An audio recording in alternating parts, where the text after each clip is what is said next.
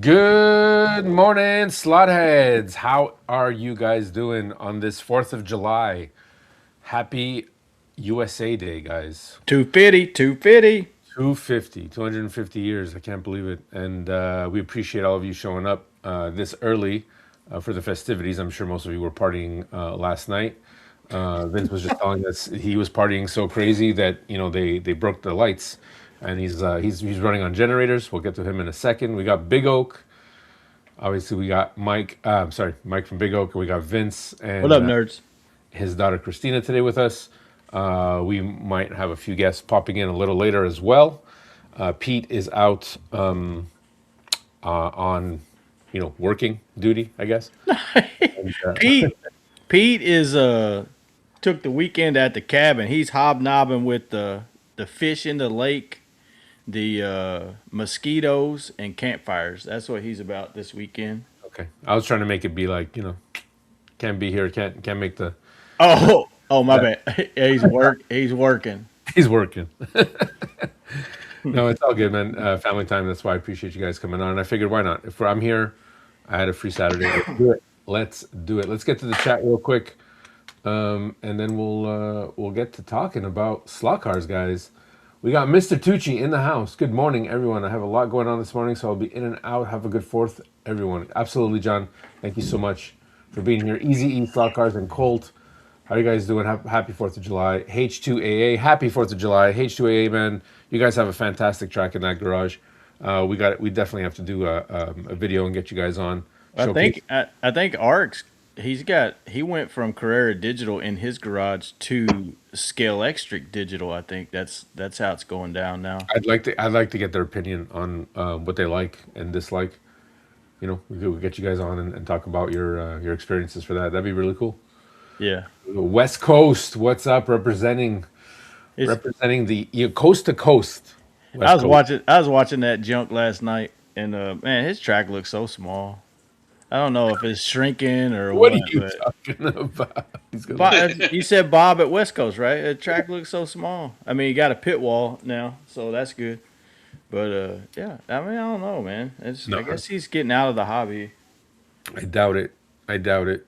He's building a Subaru WRX. If you guys haven't seen that post, go check it out. You said it wrong. It's a Subaru. It's a Subaru. No, it's a Subaru WRX. It's a well-respected machine. Won many, many rally Oh, championships, and I'm tired of the Subaru bashing. Okay, no more bashing. Done. We got so fast, Ron. How you doing, man? Another West Coaster. Good uh, stuff. Toju, what's happening, man? Happy Fourth. Gadaz from Dunlop Raceway. How you doing, Gadaz? Thank you for being here, man. Ripples upstairs as per usual. champ. Yeah, we got I Mark. can't wait till she starts whooping your tail in on that wood track. Yeah, we'll talk about that later. Evan Sparksman, how you doing, man? Thank you for being here. Evan, yeah. What's up, Evan? It's You not know three. Evan? It's not 3:50 in the morning. Evan is the dude that is developing the timing system. Race right, Oh, right. race We were talking about that. We're gonna. WRIGHT race right. Yeah, That's yeah. the Evan Sparkman Yes. and fellow Kentuckian. By the way, Oh, we're not sweet. all stupid hicks. No, no. Who Yeah. says that? Nobody says that. Everybody says it. The whole wide world says it. They think that we're just backwoods hillbillies, Well, man. after And meeting you, there's some of us that are not. yeah, but after meeting you, I'm maybe. not one of them, but Yeah, after meeting you, maybe that's what it is. Evan Evan is. I'm not a very good representation of the smart people in Kentucky for sure. Okay. Well, Carrera Dave, how you doing, man? I did get your email with the tracks. Unfortunately, something about giving me permission, so I resent them asking permission to look at them. That would have been really cool to have today, but I have still not yet listened to it. If that's the email you're talking about, if not, I'll double check today. We got Mark Petch. How you doing? West Coast is saying he's going to get his track bigger. We got RMS Slot Card. How you doing, Carlos? Morning. Hey, Carlos, we need to get you on because I think you've solidified a track finally in your basement. Wood track that folds up to the wall. We got to talk about that. That's for sure. Great things coming to the channel, guys, because I'm like poaching people's ideas and making it seem like it's my own, and that's what we're well, gonna do. that's in your words. That's per usual. per usual. Exactly. So guys, go check out at RMS Lock Cars, Carlos. So wait a minute. Time out from the game. Is I'm saying Vince hi, is everybody. Vince and Christina? I know, but is Vince and Christina not on the show? I mean, I see them in the live preview, but I don't see them on the screen. No, Like they're there. It's because I there's think I which think screen you're is? on your phone, right? You were saying, so they're popping in and out. But which screen is the live? Oh, the live preview is the live. Here, I want. I'm seeing an editor too. I don't like that at all. Oh, here. there we go. There you Thank go. you. Here, stop crying. It's not crying. I just want the things to go right. You know what I'm saying? We're right. Get right before you get left. All right. Yeah. Who is that? That's That was He's not on here. Why are you giving him props when he's not on here? all He right. needs to come in the show. Yeah, he does. Everyone needs to come on the show. But go ahead with your. It's Good okay. morning. We're caught up. We're awesome. Are we caught up? Yeah, we're good. We're good. I think, and if a Did guys, you, I missed you, I Mark apologize. Petch 66? Did you? Yeah, it's all good. Clearwater 124. First glitch. Here you go. Clearwater. There he is. I Yeah, just he said got my notifications. Why are you still dinging, bro? he was going to be here this morning. I was like, man, it took him a long time to get here. It's fine. It's early. It's early in Florida. But let's talk. It's not any earlier than it is for us in Florida, dude. It's the same It's time Florida zone. time, man. Florida time is a different time. Oh yeah, they are more laid back and I was chill. there once. But Greg gets up at like 5 o'clock in the morning every day and has nothing to do. So he should have been here on time. Should have been the second one behind John Tucci. Yeah. Okay. So we'll give him crap about that, and that'll be that. But we're here to talk about everything slot cars, and to recap a little bit of our excuse me, our last weekend experience at the Gilmore excuse me, the Gilmore Digital Race. And Vince, you placed, buddy. Vince and Christina. Let's talk, guys. How you guys feeling? How you guys doing?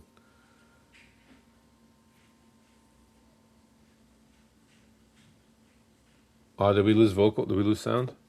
There's probably still the delay. We don't hear you, Vince.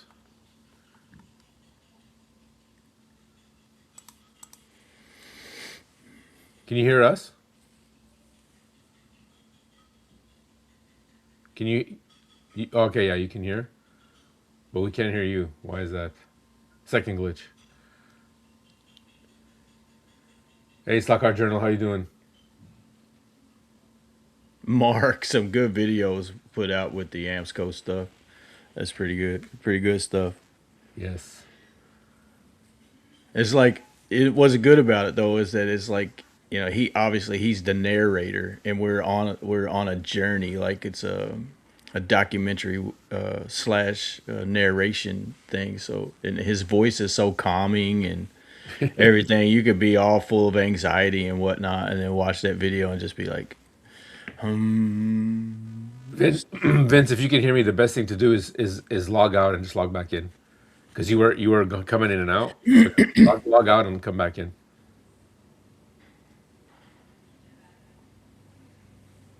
Vince, we can't hear you, so I can't lip read unless you're saying you're gonna go get a burger and come back. I don't know, like what's going on.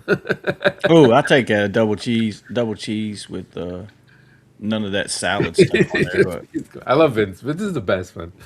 Honestly, I can't. Like we met at the first Gilmore, and then yeah. boom, next thing you know, he's winning podiums, and he's bringing his daughter, he's bringing his family. Vince is fantastic for the. Well, as I would think I was telling you the other day. It's like that's like a rags to riches story, right? I mean, he Yeah, just shows up at the Gilmore, the first one, doesn't race, just kind of hangs out, meets like all the celebrities like Carrera and right. Warren, all you big fancy guys and stuff, the ambassadors of the hobby. And then he comes to Woodslot, hooks up with you on a team, right? Mm-hmm. And gets an experience with Oxygen. Never did that before. Now at the second Gilmore, he got his own. He put together his own team. Somehow convinced his daughter to come on there and race with you, chuckle butts, and put Oxygen on his own Carrera track. and learning all that stuff. I mean, he went to knowing nothing about oxygen to probably being an expert now out of our little core group, and I'm just a spectator on the outside looking in. So, Yeah. what No, up, Mo? I basically, how you doing, FB? Yeah, correct, Dave. The new track is, I mean, the track is still up. I mean, just because I want to make a video for you guys about the table, and it's just been a heck of a weekend, and my time is running out for when I'm going to pick up the track, and I did install lights. So the new digital track is going in that room. I did install lights. If I organized myself better, I could have. I mean, I could do it later. I could do a walk around. A walk around of what your track that's been up No, the for like a year and a half, 2 years. Oh, in the code. Oh, okay, in the new room. in the digital room, I'm going to call it in the The digi room. it's got a digital and an analog room. Yeah, I got the I got the small digital area and a great big gigantic wood track space. yeah. Wow. And then I really hope Vince comes back because I mean his poor daughter, he got her up this early to come on the show. But yeah, no. I mean, I know you wanted this for him, but where did they play? Where did they place his team? Third place. Third place. Yeah. That's not bad. No, that's it. And then so for his first race, and then I believe that was he was running the LMPs. No, I think no, I think the first race he ran the LMP, and I think the non mag or potted race was a GT3 McLaren maybe. He plays with the LMP. He plays with the LMP. I thought that was the magnet race. Yeah. And then we placed. Yeah, and then we placed second for the magnet race with a car that Warren set up. He set up at LMP, and this was the car that we set up, that I set up actually, kind of. And by set up, I just mean put screws to a car and just threw it on the track. Won first place in the GT class, NSR C8 Corvette. Hey, so Greg, what? Greg, I So don't want what to is y'all? Greg, I don't want to hear comments about Corvettes, please. I know I said I would never own a Corvette or race a Corvette, and this is the car that's winning, like, That's your second. That's your second time running a Corvette at a Gilmore event. and winning, and Well, I winning. mean, you didn't drive. I mean, No, just I guess team owners get credit for it too. yeah. So that Get was credit. that was the only thing I'm really. It was on the team. Maple Syrup was Warren, Johnny Hobby, and Slater, and yeah, I just put this car together, and we didn't get a chance to run. Raul and I we were supposed to be five guys because of the streaming back and forth, but unfortunately, Raul and I didn't get a chance. That's some good. That's some good burgers right there, Five Guys. You guys have five guys there? Yeah, Yeah, we got five guys. We got yeah, four guys. We got three guys. I mean, there's all kind of burger places here, burger joints, because we're we'll, probably you know we'll go over the this. burger capital of the world. Kentucky is the burger capital of the world. It's self-proclaimed by me. Yeah, Oh, okay, one okay, hundred that percent. makes more I mean, sense. we got La Ha's. That you just walk up and get a greasy burger. It's Slug. delicious. Okay, Slug. Making me hungry. The facility at Gilmore was off the charts. Really, really nice, great venue.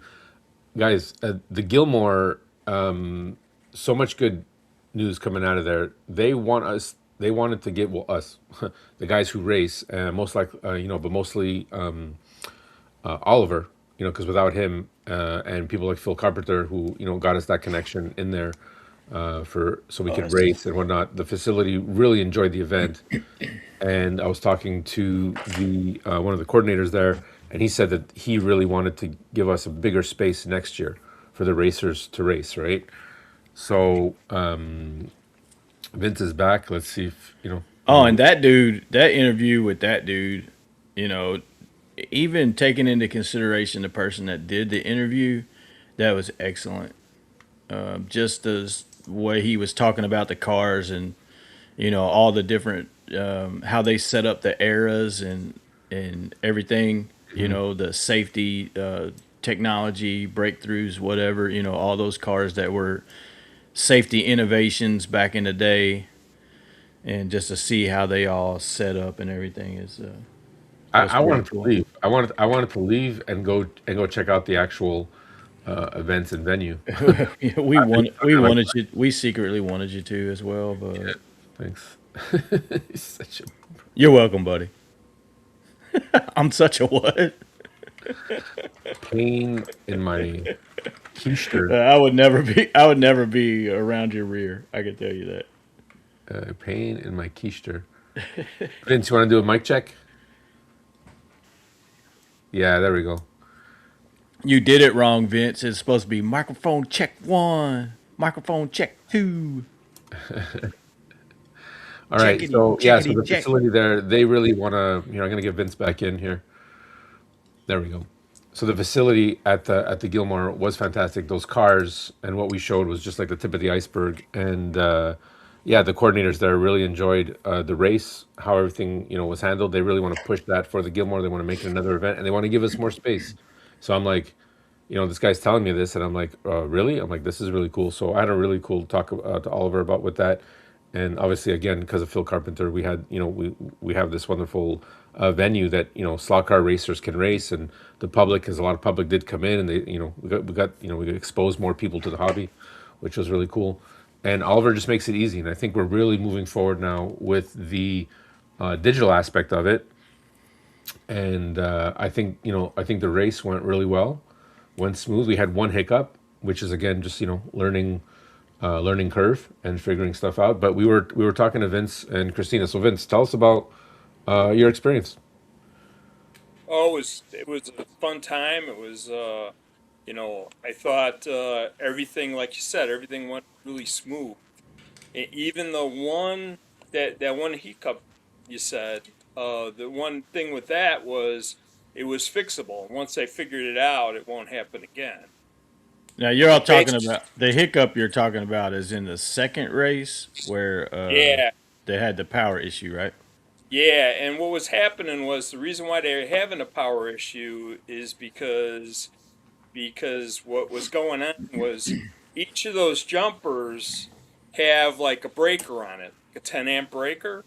So what had happened was when you run and you run the potted cars, we saw that like when I was running my car before on that system, it was around 9/10 of an amp. So if you get like, 11 cars or 12 cars on the same lane, right, running of those cars, you get really close to you'll get to where you'll blow the breaker. So what they had to do is they had to go around that, have that higher. So once they figured it out, then he was able to run. But did they That was go? going on. It mattered like how many cars were on the same lane. So did they go around the outside, or did they just go around it? And no, they just jumped. It took the breaker out. I'm stupid, y'all. So I got these questions. Yeah. No. Yeah. No. I thought that was really cool. And Vince is explaining it. Explaining it to me. And like I was saying before, because when you guys went off, we were talking about how Vince, how you started in all this, how you went Yeah, from, how you went from just showing up at the Gilmore, us meeting, exchanging stickers, and who and then knew? next thing you're here winning podiums. So how did you place? And tell us about. But before you get to that, tell us a little bit about how you got into this whole hobby, and how you dragged in Uh, your daughter. I got into it like at the end of 2024. I was watching shows like yours and John Hobby and and Marty and kind of figuring out what I was going to do and other shows too to figure out if I know I wanted to do slot cars, but I didn't know what kind and then I figured I really wanted digital and uh and then I just kept researching it for a while to figure out that I want a career digital. And then I got it that one Christmas. I asked for it. They gave it to me.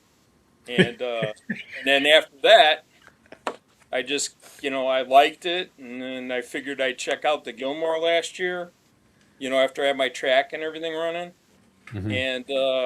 and see if I wanted to do that, and you know, from then on, just kept doing it.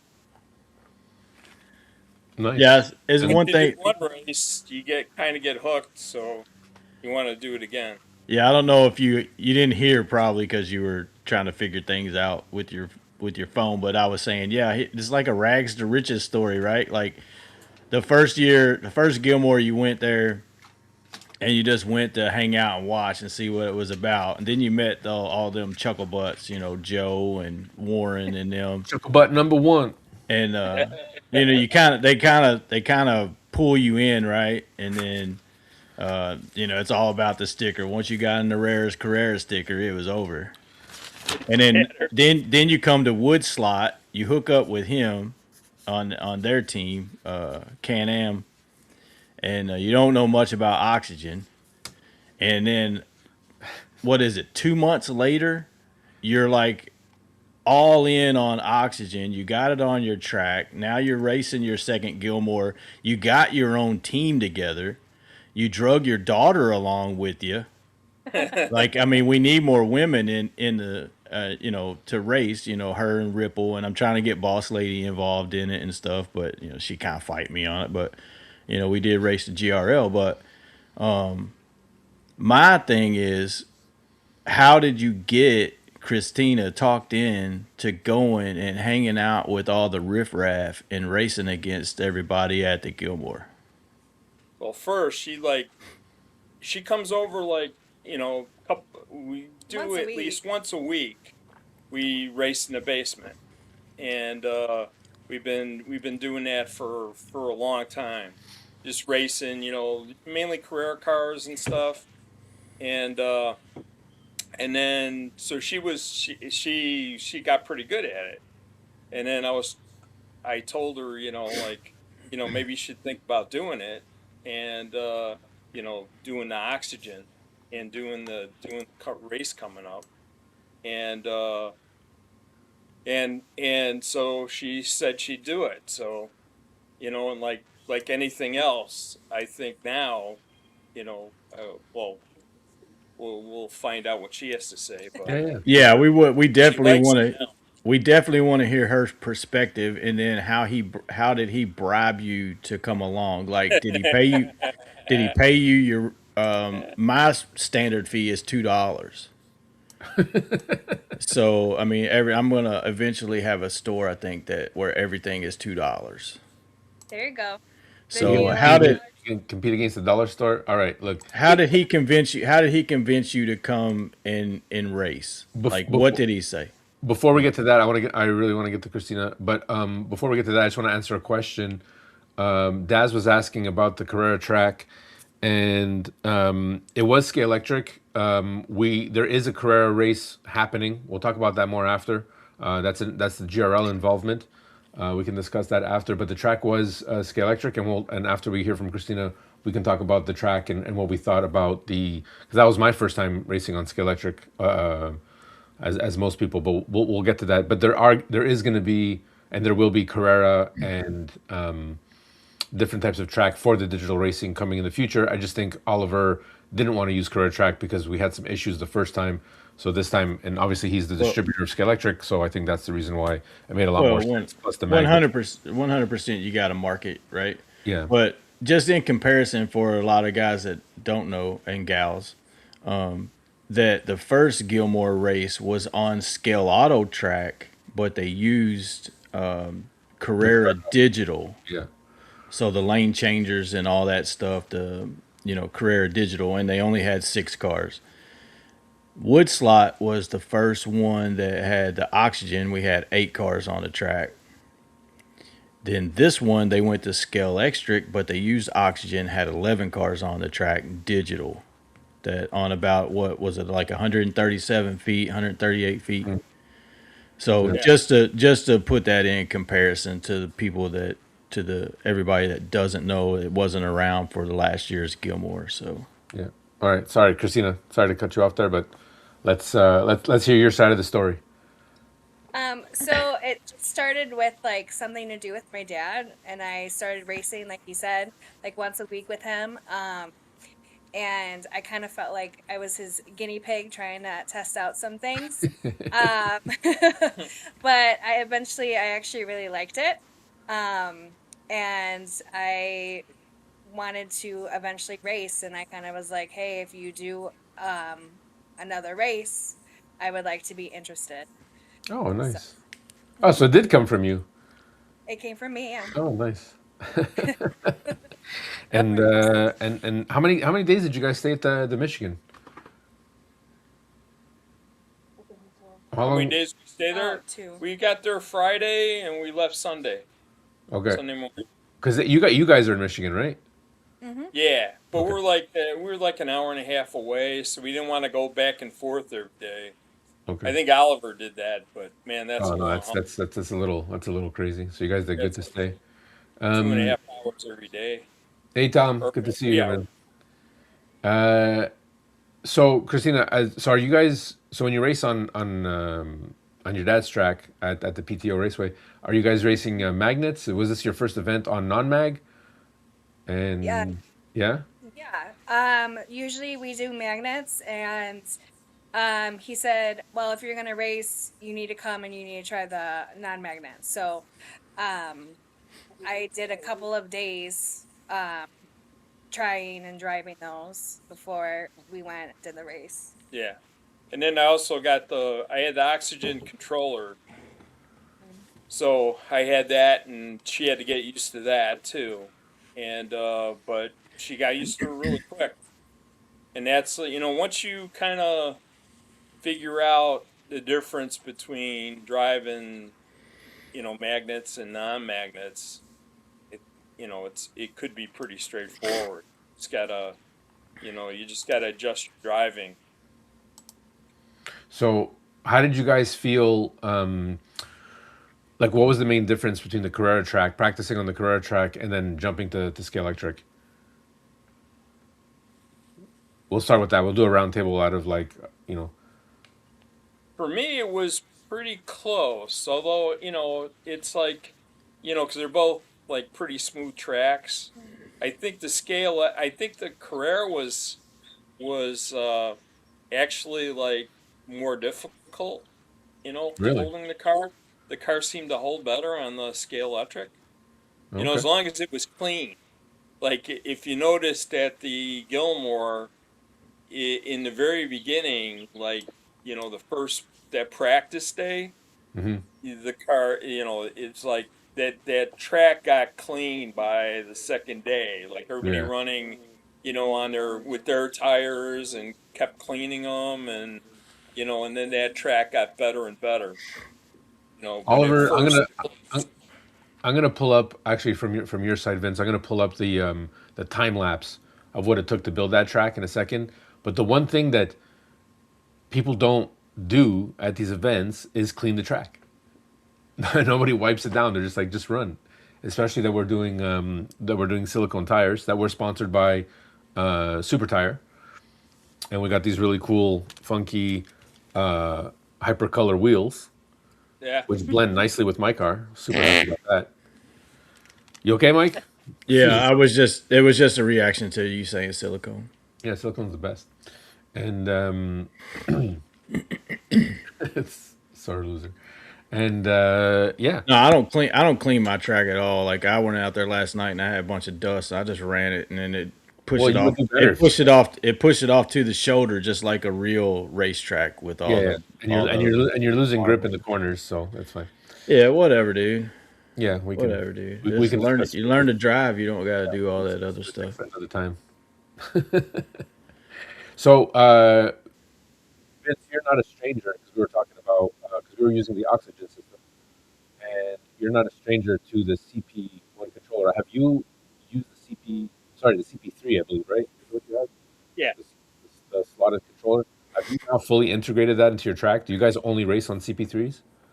No, we do. We race. We use we still use Carrera and stuff. In Okay. fact, we actually like you could do Still, both at the yeah, we same still use time. the Carrera stuff, whatever. No, no, yeah. I mean, we use that. It's fun. You Okay. So know, how? and also you can use it at the same time. Mm-hmm. We were practicing with using SCP-3s, Mm-hmm. and we had Teddy down there, my grandson, and he was running a Carrera like 40%, 40 or 50% around, cruising around, and at the same time, and there was no issues. So So how? you could So how even did the how did the extra magnets for oxygen that you put on your track to run that system? How does it affect the Carrera cars when you're running Carrera? It doesn't, because all the magnet does is there's a Hall sensor that's in on the it connects to the chip that you put in the oxygen car.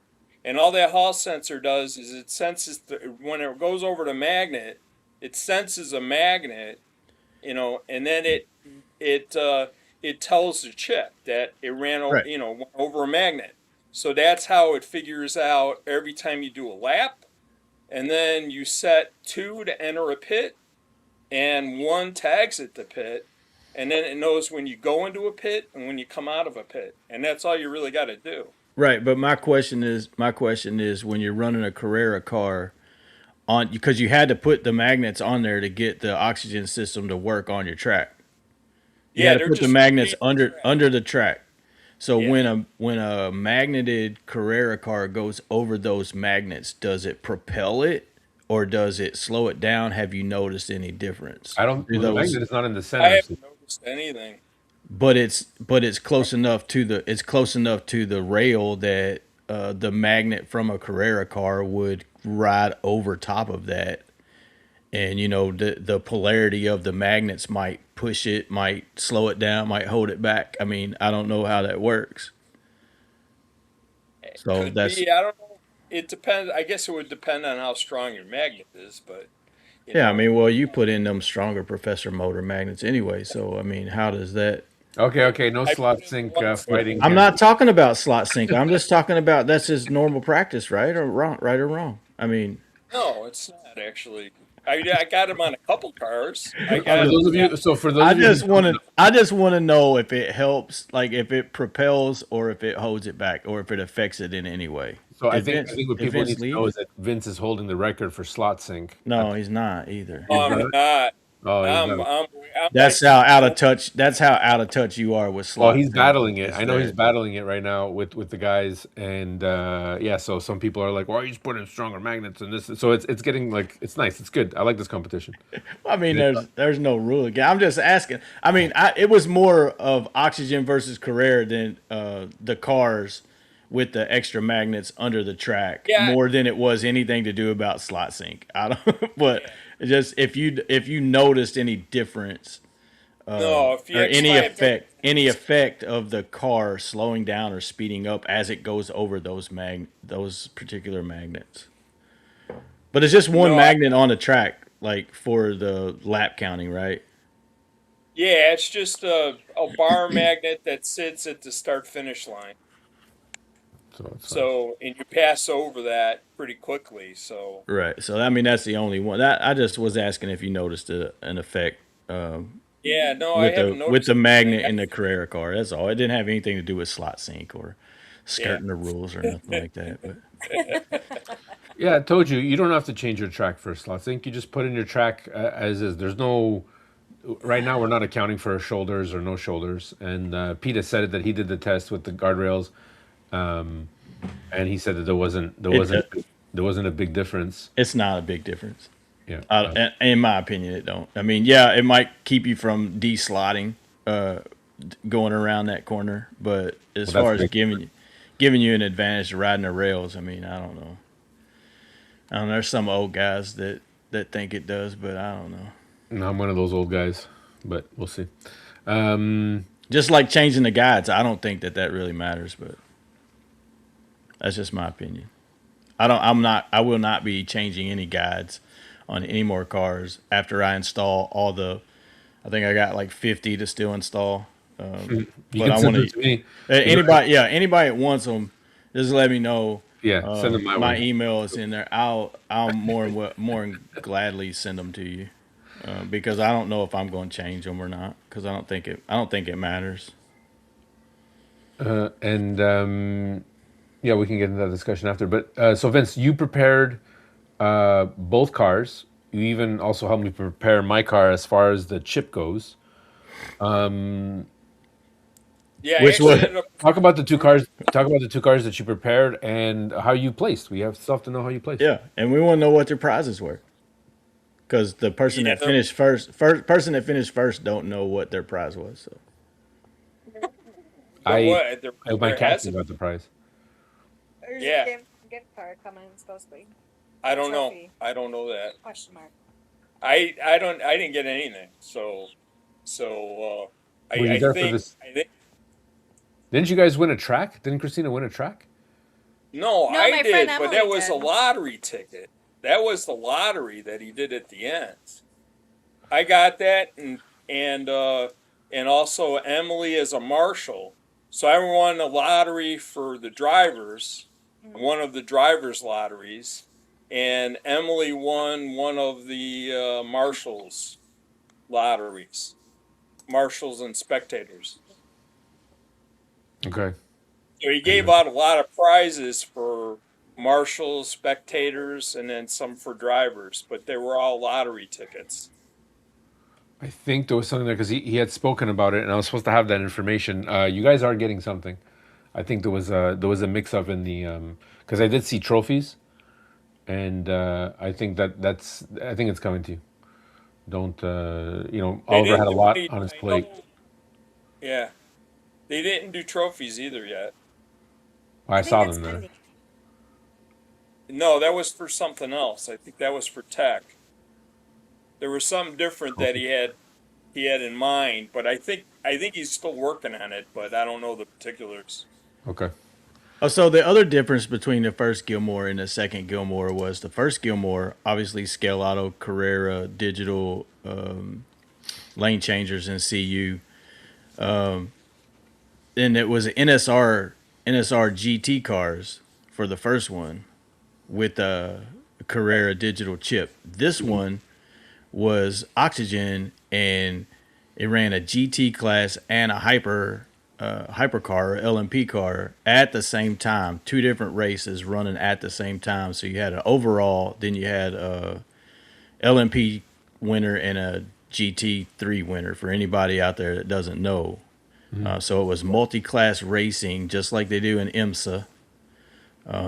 So that was, I think, a first for that. So that was pretty cool that you could do that. So I think there was a six of one and five of the other, or Yeah, in and then both it switched. races. So, That's what I really thought was really cool was the fact that there was two classes running, right? So there was two races, a magnet race and a non-mag race, but both races had two different classes running at the same time. So we had 11 cars on the track with two different classes mixed in between them, and a difference of one because obviously 11 is an odd number. So we had 5 and 6 on both at both times. So Vince, you raced for the magnets LMP or GT?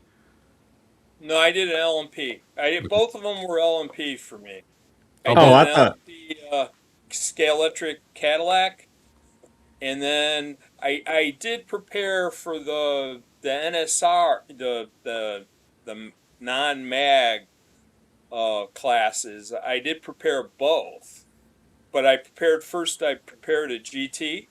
I Mhm. prepared a McLaren, yeah, that's the one I and thought you raced, the McLaren 720. no, I didn't end up racing that because I found that I could. I just about a month earlier, I got one of those NSR hypercars, and I ran that. I figured out I could run that, and then I chipped that one also, and I ran it on my track, and that's what Christina and I used to practice both of those cars.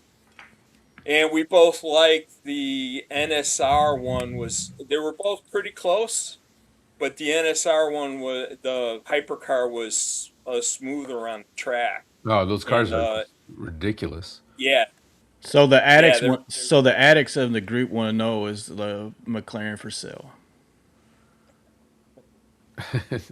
Okay, let's Yeah, get right now. let's get to MB's question because he wanted to know again. Well, I mean, we're discussing, and hopefully he's getting his answer. He wanted to know your thoughts on the actual two different classes, like we're discussing. So you placed in the magnet race for the LMP. You placed third.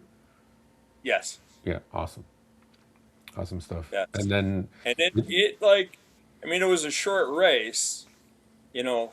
Uh, because we're pros, 2.5 uh, hours, like that, no oh problem. wait, Good Could yeah, do that point. by no. myself. Uh, you were talking about the magnet race. Yeah. Yeah, Yeah, the On magnet, magnet the race, non-pod. we finished like seventh Overall, but fourth overall, class. fourth in the class. yeah, fourth in the class overall. People are saying, "Oh, overall." I'm like, well, you're not going to compare. Even the LMPs at one point were taken over, and it was only later on in the non-mag race where we were getting checkerboard colors, right? Because the LMPs, I believe, were in red and the GTs were in blue, if I'm not mistaken.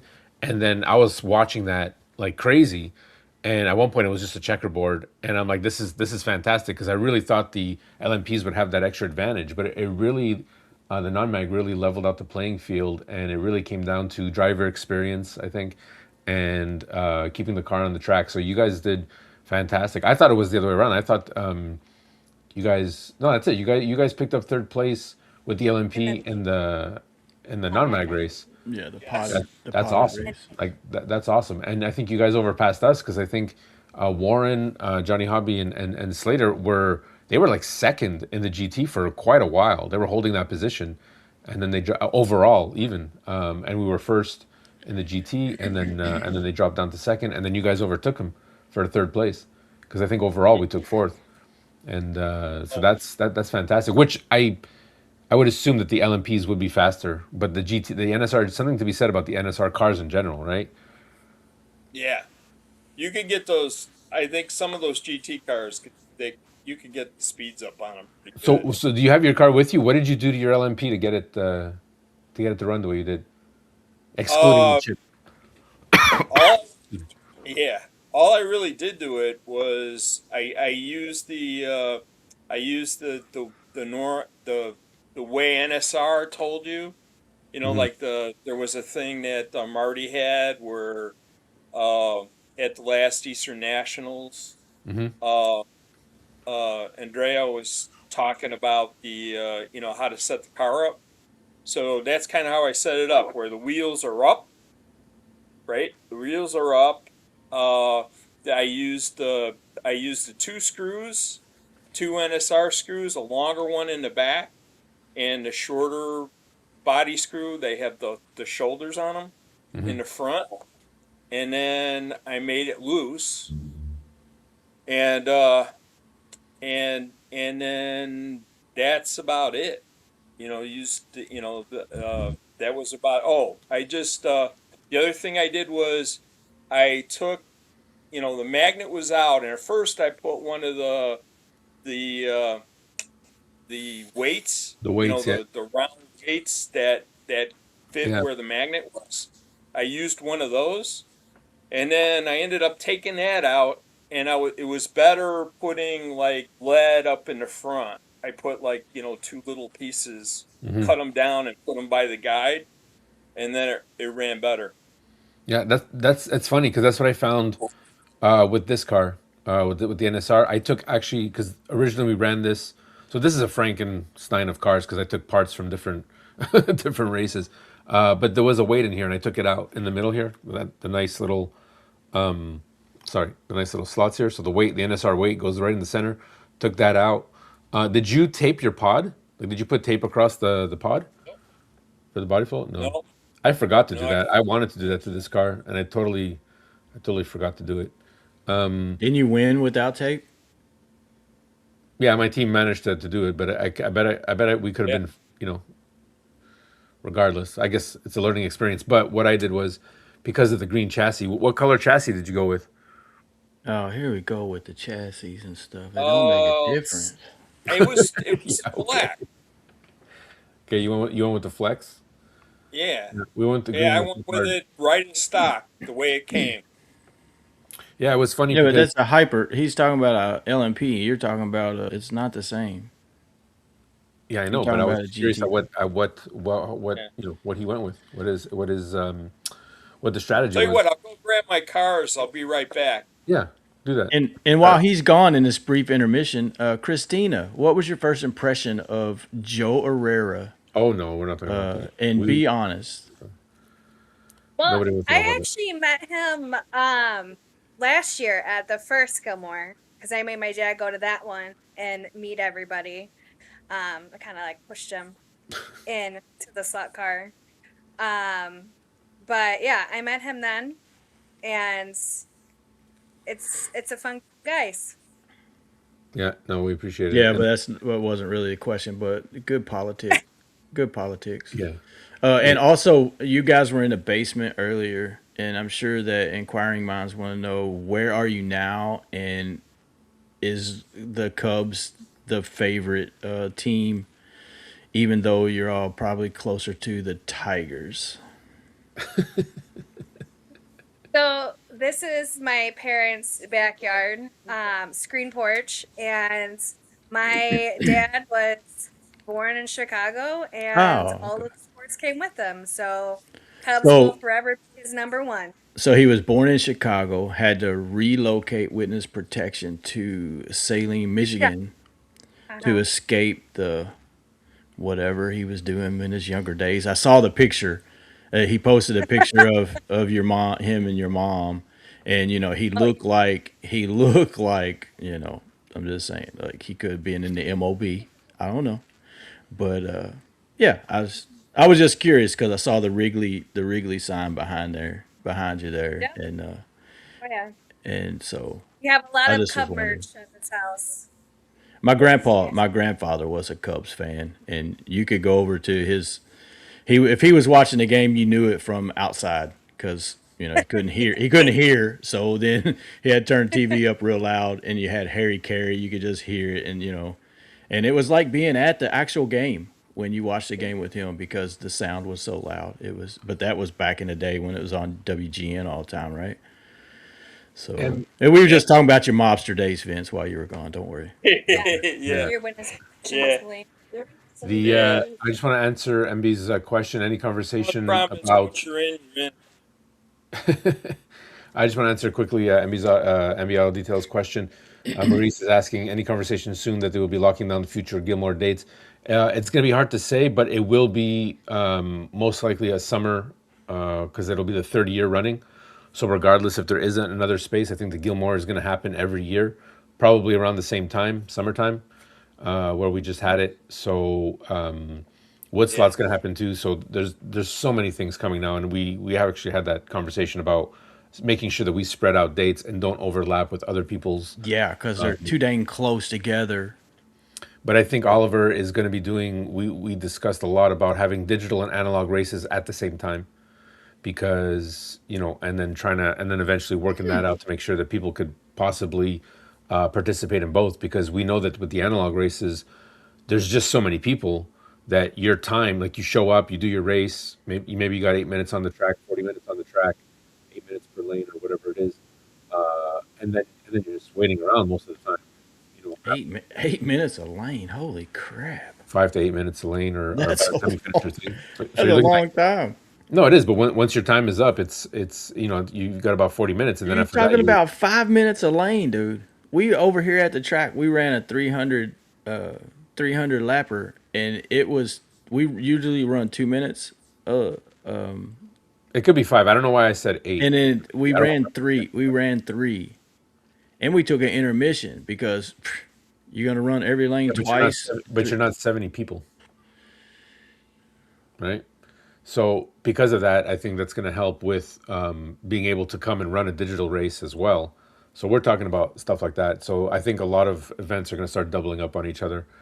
Don't quote me on that. So I that would just be that's it what I would was. be cool to do an 8 lane Oh, scale both scale races is amazing. scale electric track. I'm not saying do That would digital. be pretty neat. Yeah, I'm not saying do digital over analog. Everyone should go No, experience yeah, of both, course. right? Like and that's why I appreciated the AMSCO doing a beginner a GT4 class where it's easy. You don't have to go crazy with the modifications. I personally think that it should have been even more closer to box stock than allowing certain upgrades. to get more people into it, especially the digital guys. But that's why Oliver did a magnet race, right? Is to really get, because we don't want to exclude anybody. If you love running magnets, well, there should be a race for you. And if you love running without magnets, well, there should be a race for you too. And if you love running digital, there should be a race for you. And there needs to be a F1 race, and it could be on the analog track. I don't. Yeah, I don't. I can't say much for F1, but we're talking about a NASCAR race. So this is On a tri-oval, hopefully.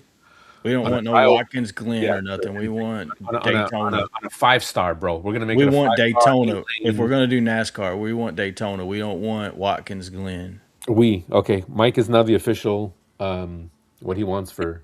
Anybody that knows NASCAR, chime in. Tell us what you want. Do you want the road course or you want the I tri-oval? will decide what NASCAR is. A Oh Canadian will my decide what God, NASCAR is because NASCAR that is was born in Saskatoon, Saskatchewan. Okay, and a lot of you don't know that. Saskatoon. Where is Saskatchewan? I don't know. Hey, Okay, Vince, you ladies show from us your car. Saskatoon, eh? I'm done with this conversation. Show us your car. Rerun, how you doing, man? Good to see you. Hey, Evan. Yeah, I get it with tri-ovals, but yeah, that track, that club you race at, that's all y'all got right now. So Yeah, easy. Come on, man. Might Lego Den's in the house. How you doing, man? Thank you for being here. Yeah, this is the hypercar one that I did. Let me see Everybody if I wants. can. Yeah. And then I'm using this is what I'm using underneath. The black with the red. That's how it came stock. and there's probably not another chassis upgrade for that yet. I think But they as started bringing them out. Yeah, but I mean, I'm just saying, like, it's not readily available yet. I don't think the harder chassis. And why would you want to put a hard chassis under there? Well, so let me explain something to you, Michael. The harder the chassis, like Carrera cars, especially that we were running silicones, for those who don't know. The harder the chassis, yeah, you fall asleep, but not because you don't want to have an education. With silicone tires, you want you want it. You can put a harder chassis to have that grip, to have better hookup in the back, so the body doesn't flex as much. This is why we went with the green. I took the softer pod. One, because that's what I had, and two, I didn't feel like spending money on the harder pod. I think the red pods are fine, and we put just a small amount of body float, and we tightened up. Sorry, pod float. I mean, sorry. I don't know if you can see that. There's very little wiggle room, and then the float itself is very very minimal, just enough so that the car could transfer some weight. That looks like a lot The only thing, no, for a it's slot car in scale. That looks like a lot of float, not at all. dude. That's a quarter of an inch if it ain't an inch. That's not an inch, bro. Check your It's camera. a quarter of an inch. It's a quarter of an inch Use a body regular float. guide. Christina, I'm sorry. This is just how it is every Saturday. And we got the tires and the non-grip zero grip front tires. And I put the Teflon tape on the screws because we had lost a screw, and this Teflon tape has saved me so many times. And the body float screws front and back. So I'm surprised that you used the shorter screw in the front, Vince. I prefer I prefer putting them in both. But then again, I don't have an LMP, so it's interesting to see how you set up your car. And that's it. What's up, champ? Sorry, I was trying to be sneaky, but It's Yeah, okay. it didn't work at all. Okay. Be safe. Love you. Bye. Bye. bye. So that boils down to your mechanic if the screws fall out or not. Yeah. So if you got a good mechanic, you can go with shorter screws. If you don't, you gotta go with longer screws With- and put Teflon tape over them. So No, so the longer screws do not have the Teflon tape because I'm not worried about the longer screws coming out. The NSR screws are so small. Chris Frater, how you doing, man? Oh man, okay. there it goes. We're finding Disappear. now. They're Again, so again, mechanics. I mean, yeah, they just they're so tiny that the vibration of this car, and that's what was happening. Warren came back to me and said, "Hey," he goes, "Joe, there's too much vibration happening." And I said, "Okay," and I checked the float, and it was way too much. So I said, "Okay, let's tighten it up." And as soon as you tighten that float, I have a video on this. I did a little short showing just tightening the body, how much extra grip you have by reducing the body float. But unfortunately, then you reduce body float, right? So there's a fine line to find it. Now, that's pretty much all we did to this car because the NSRs run great out of the box with minimal tuning. And Vince, it seems like you didn't do much. Oh, I did change the gear. Instead of a 32, there is a 32 gear in here. But that's about it. I mean, It's apples and oranges, dude. why is that apples and oranges? Because you're talking about a GT car and a hypercar, and they don't compare. Like, I'm not trying to compare the cars. I'm just curious as how Vince tuned it LMP to a GT because the parts are the same. What Yeah, motor the is in GT there? I How did pretty much the same way. The only thing is, I think I have some suspension in this one,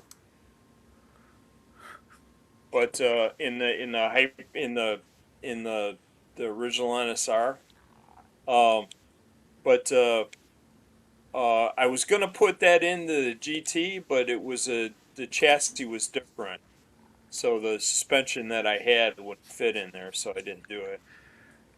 But I didn't with notice that, that big of a difference between those two. Putting like a suspension in or leaving it out, and just loosening the screws a little bit.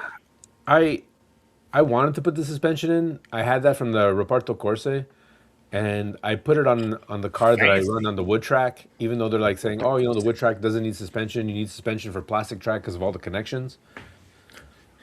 And we ran the. You guys don't miss a beat, eh? I drop a screw and then everyone's commenting, all that stuff, Butterfingers.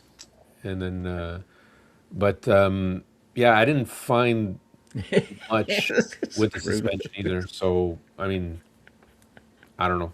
I think that needs more testing, and I think that's more of a personal thing because you don't know what the track's going to do, right? I almost feel that Right. putting in suspension might hurt you more than anything if you don't know what the track is and if you don't have that practice time to actually see what because there's three different types. Right? There's soft, medium, hard suspension. It's going to depend on your tires. It's going to depend on the temperature of the track and how well those connections are. And I mean, people have been racing on plastic track forever without suspension. So I don't know. I think it's a nicer way without putting tape. I think it's going to help the pod if you can get that nice pod float so it doesn't have a rough back and forth. I think the suspension is more helping with that aspect of it, kind of replacing the tape. But honestly, I would just put tape, just put a line across it. I was so against it in the beginning. When I started people seeing that, I'm like, what is this cheating? What is this cheating using like Scotch tape and whatever and electrical tape and that packing tape? But now I'm like, no, I'm a total And then advocate. what was the change? What was the change, Fancy Pants? The wood track. Exactly, the wood track. Yeah. Everybody been racing on plastic track without no body float and tape and stuff for a long time, but then I go to a wood track and now I'm a fancy racer. No, that's not what I said. Everyone was That's what everybody heard. plastic. Riparto Corse. Yeah.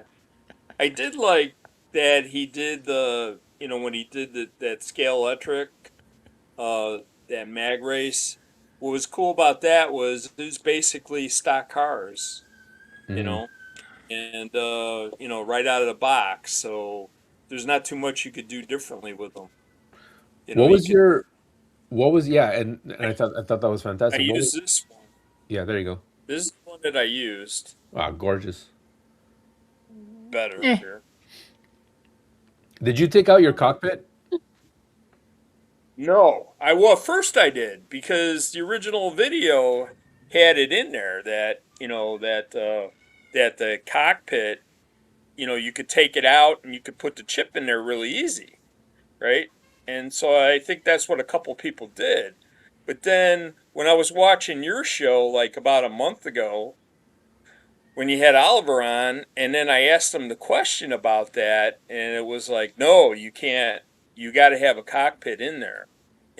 It's got to be stock. So I put it in, but I had to modify them. I had to basically what I had to do was I had to cut the butt out, because it kind of goes, the seat goes lower. So I just shaved Yeah. that right off, Drive, and then I cut his legs off. the driver got no And butt, no legs. no butt, no legs. I have no legs. I have no You know, legs. So, but I had to do that to fit that chip. Well, I Otherwise, the think chip doesn't fit. well that's it because I think there was one car there that the tech was questionable because it had passed tech and there was no cockpit, so someone called it out, and I'm like, that's not that's a lot of weight, especially coming from a Scalextric car. That's not good. Come to find out, it's Warren's car. I'm Yeah. like, Warren, Well, why'd you pull out you the know, cockpit? to be honest with you, when they put up if you go on the Professor Motors site and you look at how to chip the car, the video that's on there says, "Oh, wait, you could just pull the cockpit out and chip it without, like this way you don't have to do anything to the driver or Well, to that's it, the and I think that's what was argued after, and those two cars are Warren's car, Mapleton, and then someone else's car who took out the cockpit as well. So you had two cars taking And out the cockpit. and were more they allowed important to run?" Francis, how you doing, Francis? and more importantly, if you remove the cockpit and install that chip, you don't have to worry about the capacitor being damaged and knocked off Yes. your car. Like something happened with That was my biggest worry because I did not use a Lexan cockpit. I used the plastic, and luckily I'll open it up, but You luckily these didn't use cars, the Lexan cockpit? What the heck? I because I thought can you were a professional. I was, but I wanted the yellow card. I didn't have an extra one. Actually, I did have an extra one. Of course you did, Yeah. Oh man. because you always buy them in twos. Yeah.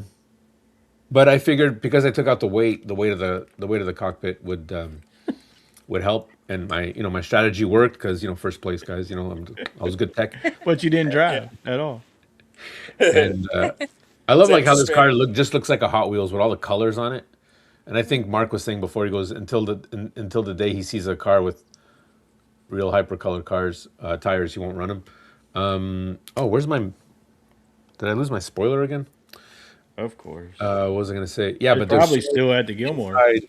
the inside. I might have one here. The inside of an Didn't NSR it fall cockpit off? is so like there's nothing solid about it. It's all just stents holding each other, right? So it was easy.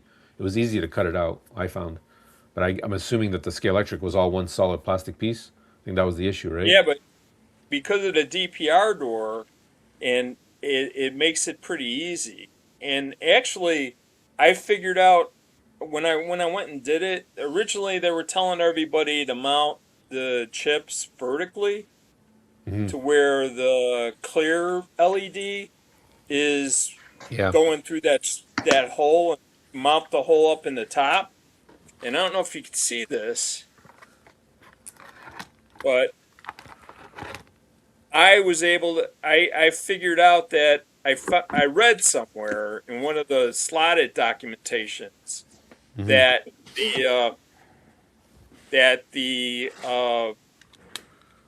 white LED handled all three.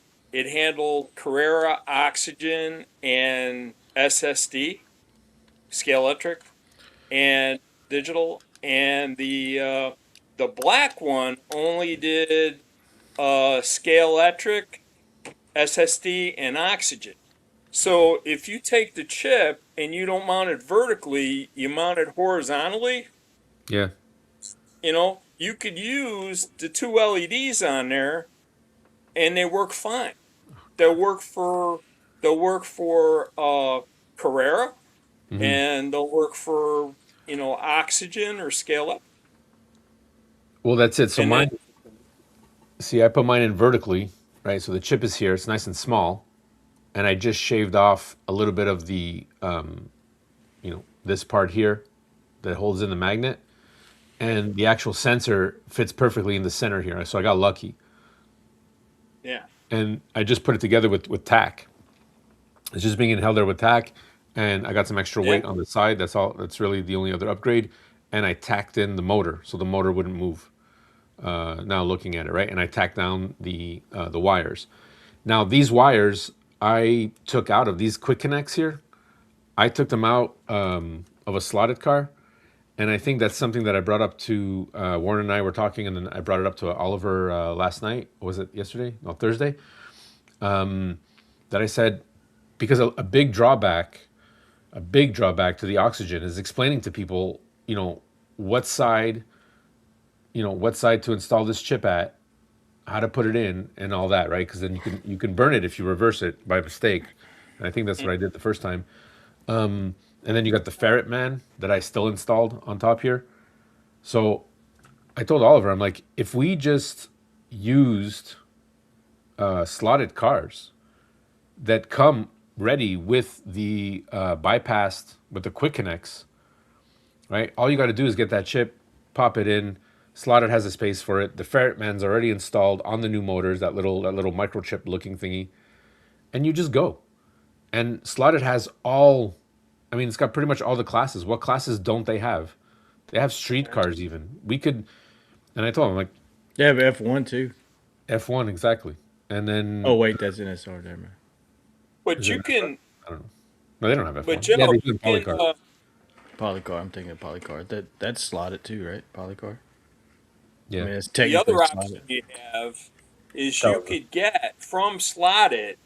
They sell a package for like $5 of three of those connector sets. So you could do three cars, and you could put them on your car, right? Put them between the braid and the motor, right? Wire it in there, solid. Make sure it works on an analog system. And then what you do is you just unplug that and put the chip in. You so just okay, so unplug this it, is this is chip, just make it just like a slotted, and it's pretty easy to do. 100%, and that's exactly what I did, right? I took these parts out of Yeah, a thing, figuring it's going to be a quick connect. I don't have to worry about soldering too much, and there we go, right? So the slot, this is a slotted wire connected to the chip here, and goes directly in. Now here's my issue, okay?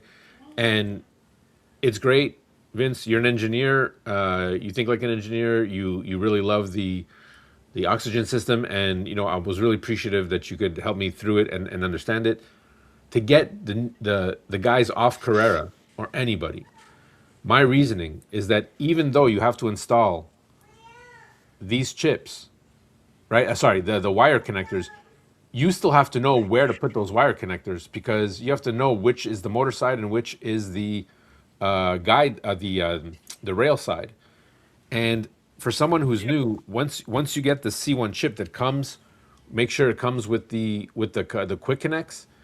There is no wrong way to install it. You can only install it one way. That is the easiest, in my opinion, the easiest way to get somebody in who's never installed a chip, let alone installed an oxygen chip before, because then you still have to worry about the hall sensor, which is this little guy here that needs to be put on the side, yeah. and letting you guys know that this is lead here. This is weight for golf clubs. So this is a little roll that I picked up of sticky weight, very thin, as you can see. And there was no issue of the hall sensor. Warren was really worried. So not only is there a layer of plastic, there's a layer of lead, and then there's a layer, sorry, on this side, layer of lead and sticky tack that I just squeezed it down in there. So you have to worry about, the sensor, which if you use a slotted car, you don't have to worry about it because the chip fits exactly where they want you to put it. And then all you have to do is install this piece, which I believe slotted those little baggies that come underneath a slotted car. There are little plastic pieces that help you, snap in all these parts. So my argument and my thought is, if we stuck with slotted cars that were meant for these chips, then we have no issues. And then there would be no reason for us to be buying C1 chips at the extra $10 a cost, extra $10 a chip if we didn't want to use it, right? I thought it was smart. Okay, use the C1 chip, and then I can use it on my Carrera track. I'm never going to use this on the Carrera track digitally. I don't run those cars digitally. Maybe for someone else that's fine, but then if I want to take it out, then I can at least get some quick connect. I don't have to have a solder. Right. That's my thing. I discussed that with Oliver. Yeah. Now, Go slot it. If you're going to use oxygen, you might as well go slot it, and then everyone's racing the same cars. We have the same upgrade pieces, and then no, I agree. It makes it easier. And the other thing you could do that I found was that Slotted also makes jumpers that you can if you did have a car that was oxygen and you did want to run it on Carrera, all you have to do is get a Carrera to. They make these little jumpers that change the polarity from Carrera to Yeah. to normal polarity, and you don't have to do any wiring or anything. You just unplug it, plug that in, run it on your Carrera track. When you want to run it somewhere else, you just take it out and plug it back in and run it wherever you want. And the polarity's right. So, Christina, what are your thoughts on all this? Or what's your opinion on polarity? What's your favorite polarity?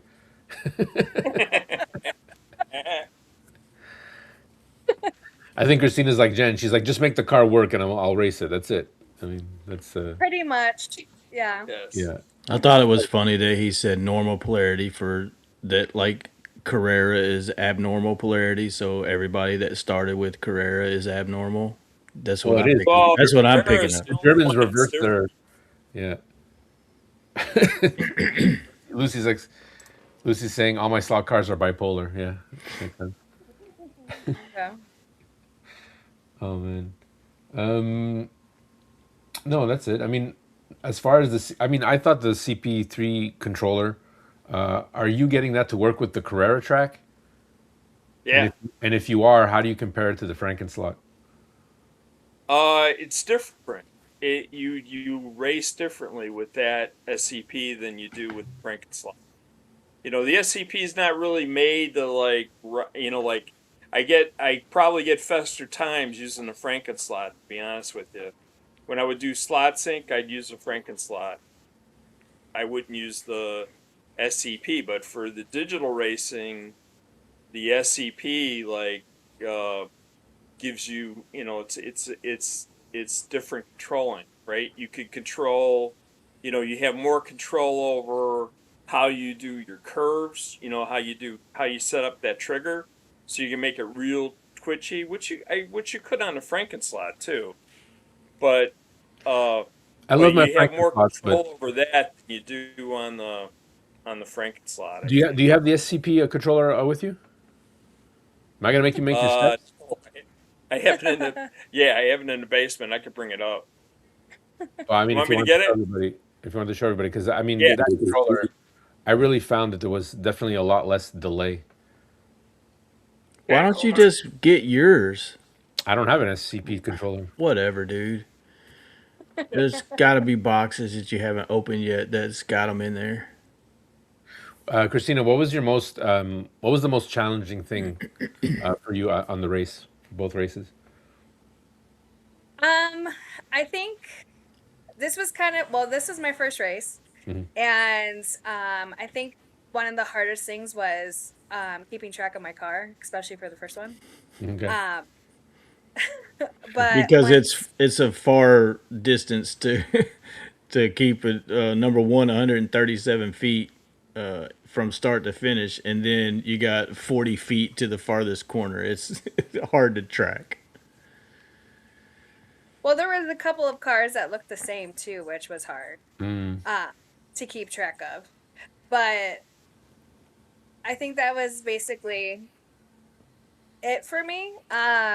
And then once I practiced on the track, I liked it and it was kind of fine. I didn't really think I had any issues. okay. So your biggest challenge was just getting used to focusing on your car and not getting lost through traffic because of how far the Yes. table was. And I So finally how figured out what I wanted to call that track. It's the Crown. Because I was like, oh, the three peninsulas and the T-bone, and I'm like, well, you know what? It's a three thing. I'm like, it's a crown formation. Figured it out in my sleep last night. I'm like, yeah, you that, called it a Crown Vic since it was at a car museum? I don't think enough people are that old. Gets it. Christina gets it. I That's don't what think she none of loves. us are that old that understand that. So Christina, like, how long were your stints that you drove, and do you know about how many laps you ran during those stints? Um, I think I ran, let's see, I know for the first race, we did what, about 20 minutes? We kept switching every 20 minutes. Yeah. And I know for the first one, um, I think for my first one, I think we were like, I gained a lot of laps. I think we went from like 7th place or 8th place to like 5th place. There you go. And then the second time I went was after we had a little bit of an issue with the car. So I was just trying to keep whatever laps we had, because we lost a lot of laps by going Yeah. into the pit. Um, and then the last race, I didn't really race the 30 minutes. That was all Dad. Yeah, but you raced before But I that. raced before that, and that was like Yeah, 20 before minutes. the power issue, you were Yeah. up there, Yeah. and then once it came back, Pop said, "Psh, "Move over. Yep. I'm bringing it to the house." Yep. Well, Wait, I didn't was race this up to Susie? that point, and then they Right. cut it. They cut it way short. Yeah. So I was like, I had, they raced. I thought they were going to count those laps in, but they didn't. They just Oh, made the it laps from, before the power went out. yeah, 'cause each of Sylvain, the other team members, had a decent amount of laps on that Yeah. comment ça time. va, Sylvain? We've got the master wood tracker himself watching our live, guys. Sylvain. Bless. Sylvain Francoeur. Comment ça va, mon ami? Merci d'être ici ce matin. Yeah, Slot Journal. We need to give Joe a Roshannon block test. All I see is Ninja Turtles. I'm going to tell you that right now. Every one of those tests looks to me like a Ninja Turtle. I don't know why. I'm going to chat GPT that. Break it down. Go Leo. Anyways, Go ninja, go ninja, go. Go ninja, go ninja, go. Go, go, go, go. hey Das, how you doing, man? And there he is, Mr. Phil Carpenter. How you doing, brother? We were gonna just about to show some of the pictures that you sent. Hopefully that's okay. I mean, that we show them on the live. We were just talking about the guys behind the scenes, and thank you for doing the interview when we were actually live at the Gilmore, which you guys can still see and catch at Conquest Racing Club. Sorry, on Yeah. YouTube. And I was gonna say that too, Conquest Racing, because I know that Evan hasn't seen it. His first time here, I think. But Right. yeah, I was wanting to feel next time. We need the meta. We need the meta glasses point of view. Whenever you can get that, put that in the chat, but nobody read it, and it was while you were up there. So Phil's ready this the time. guy that was interviewing you was such a rookie that he didn't look at the questions or comments. I was too enthralled with my guest, and it was Raul who was supposed to be looking at the questions. Because you don't care about the fines. The fines. No, my guests come first. That's why I keep interrupting Vince and Christina every 2 minutes, because it's about me. It's about me. Obviously, we all Thank you, know Phil. that. Thank you, Phil. I'm gonna set that up now. Is it this one? Yeah, it's this one. Yeah, we'll go through the pictures in a second. Yeah, so that was a challenge, and then I guess Vince, you were the one doing all the tuning. What issues did you have? Did you have to take the car off the track? Well, what happened was we the rear axle, one side the bearing popped out, so it was just Oh.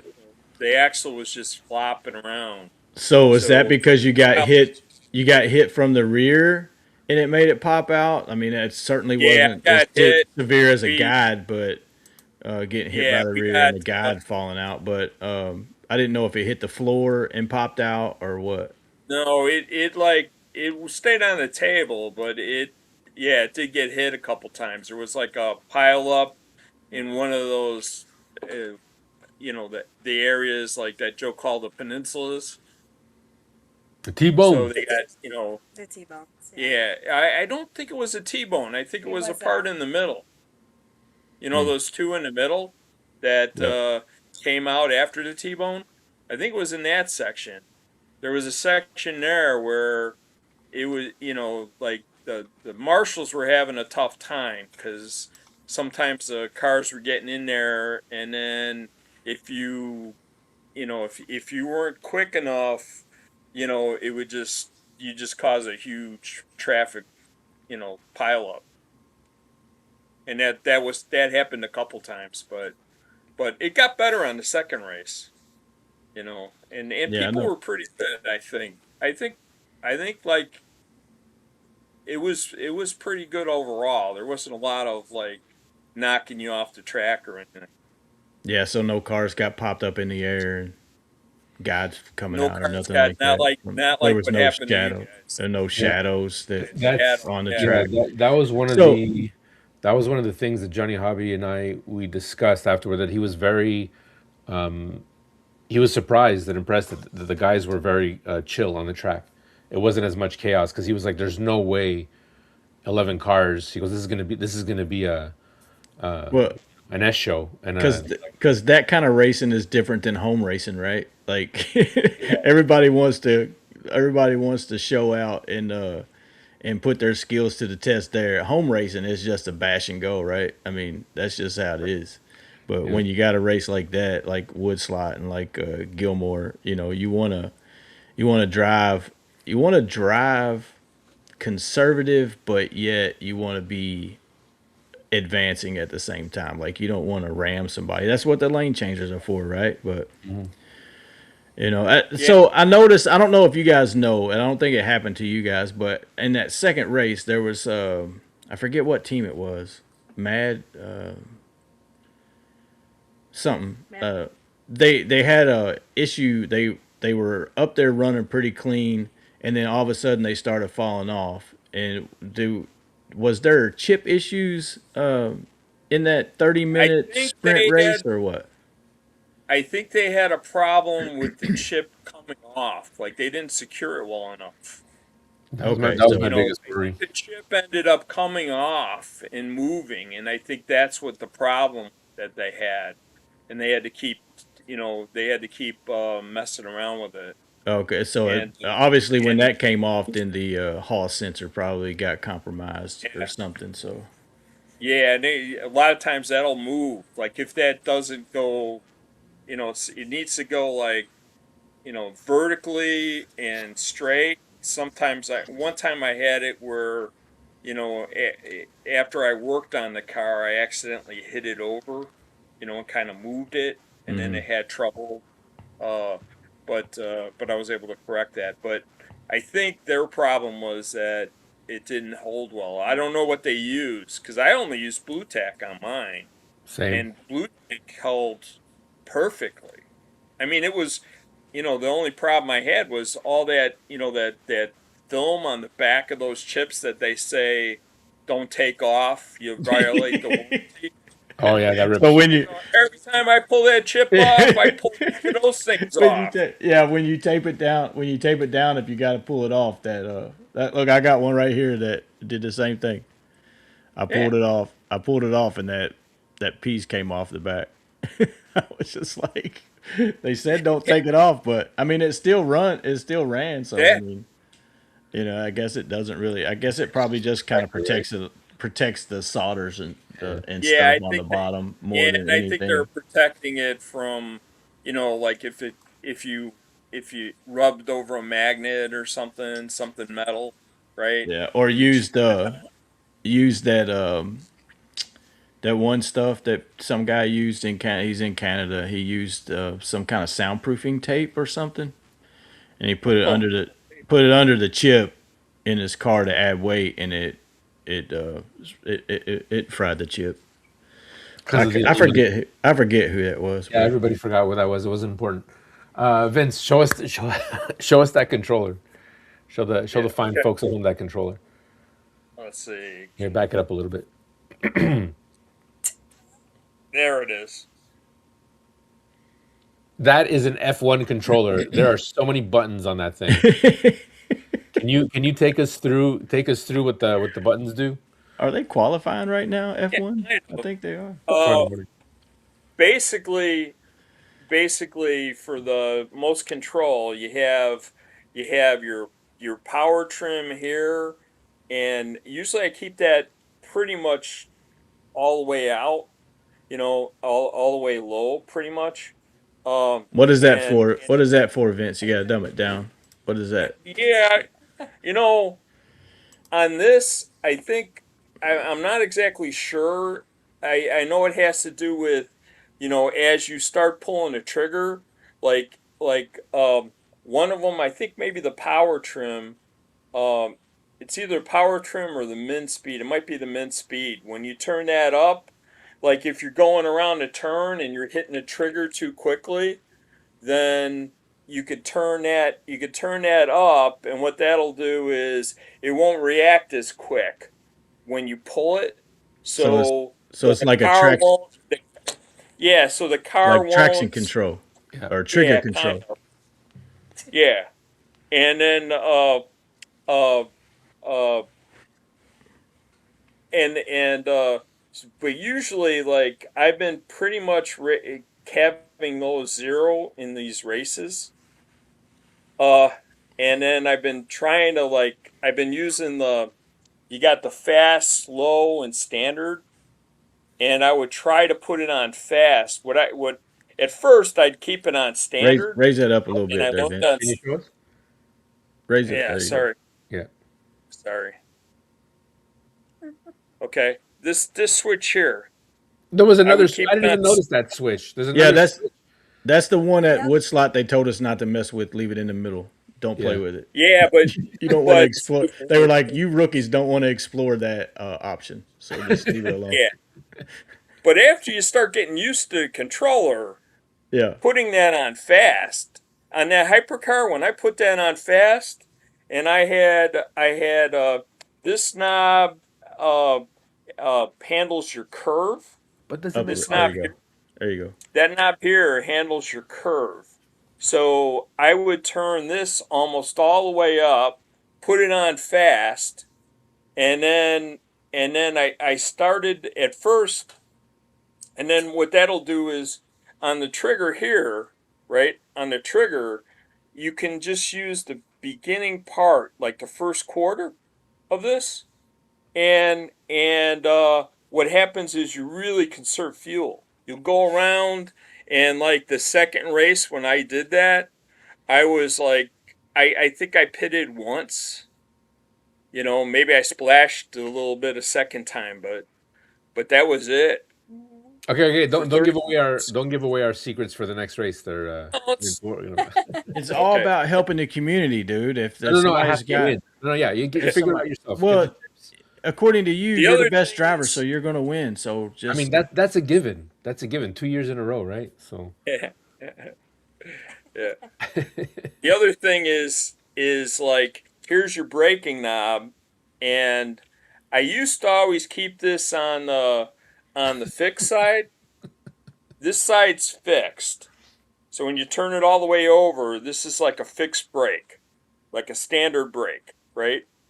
And then when you go past the middle and you go on the other side, uh, it's uh, it's more like I forgot what they call it, like a composite brake or something. Hmm. But what that is it's more like how you would brake like a normal car. Like instead of just braking and stopping and where the car jerks, you'd kind of brake and then you'd kind of hit the pedal and release it, and the Hmm. brake pedal and release it. A little like kind of like anti-lock brakes, but you'd kind of like release it towards the end, and it makes the car smoother. And I started using that with the hypercar, and that worked really well. I didn't use it on the during the scale electric race, but I used it on the other race, and I noticed a difference. It helped me out. Now, all these knobs, do they But I work? think you got to get used to it, though. Does it work on the when it's hooked up to the Carrera track, or are all these knobs null, and they only work with oxygen? No, they work. But what What? basically happens, it depends on how you do it on the Carrera track, right? If you put Carrera software in there, then you could run it on the Carrera track. I'll have to see how that would work. But I don't have, like, when I make it Carrera, I can't use this controller anymore. Take care, easy. Thanks for being There on. is a way to do it. You get another piece, and I'm gonna look at doing that. I think Greg has like a video on how you do that, Hmm. and I might look at doing that. But right now, when I make it Carrera, then I use a Frankenslot, and I just make the cars Carrera, and I use that, right? When I'm running this on a Carrera track, which I can do, it's basically running oxygen on the Carrera track because this So controller, all the the way you knobs are should look at functional this, that way. yeah, because what's happening is this is actually like an RC controller. This controller is controlling the car directly. The communication is from here to the car. So you're controlling the car directly with this. You could run it on any power source. All you got to do is Yeah, it's have not track going with through a CU. power and you can run it. You don't need a CU, you don't need anything. All you need is power on the track, and then you can communicate to it, and you could drive the car around. Yeah, Now you can't do timing I or like me a anything. good bologna sandwich with some RC cola. Yeah, there you go. Oh, you said RC So controller. My bad. yeah, it's like an RC car. So only difference between this and an RC car is this one has a slot on it. Yeah, so So you're not.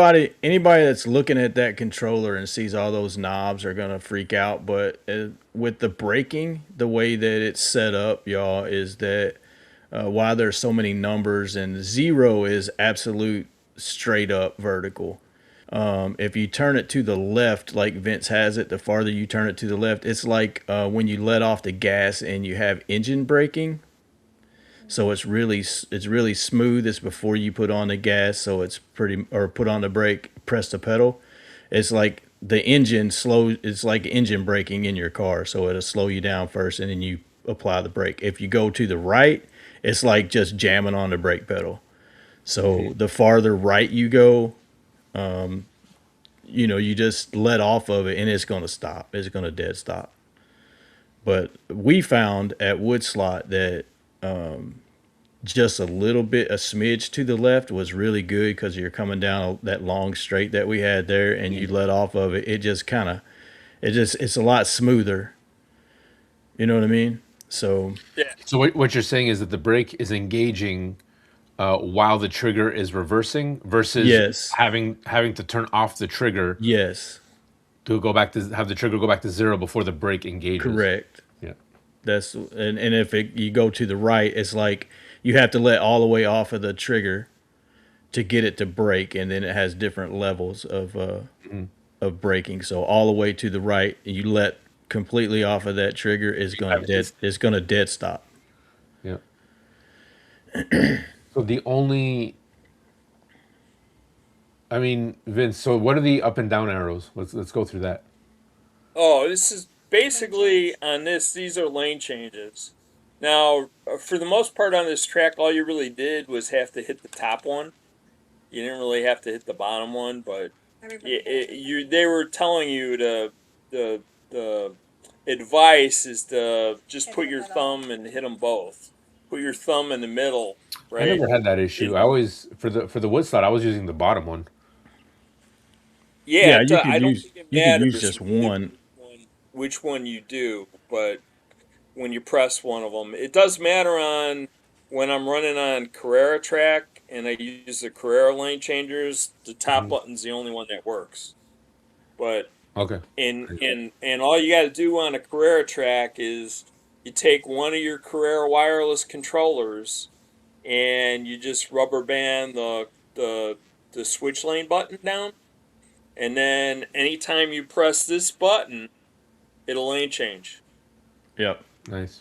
But the way that it's supposed to work functionally, y'all, is that the one button, one arrow, the up arrow, I think it makes it go right, and the bottom Yes. one makes it go left. So if you want to change Yes. lane from right to left, Yes. you hit the one that's up. If you want to lane change from left to right, you push the bottom one, or you can set it up and program it to where you can just hit one in whichever lane you're in. If you press that button, it'll go that direction. So Right. that's It's why it's like that.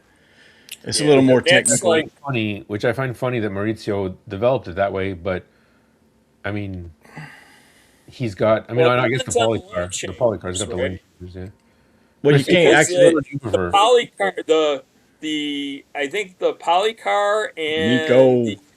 the Nico changers have you can have the button to control which way they go, right? Mhm. Right. So you can determine which way it goes, whether it switches left, whether it switches right. the SSD lane changers are just one button. So when we were running hybrid, it's only one lane change button for those things.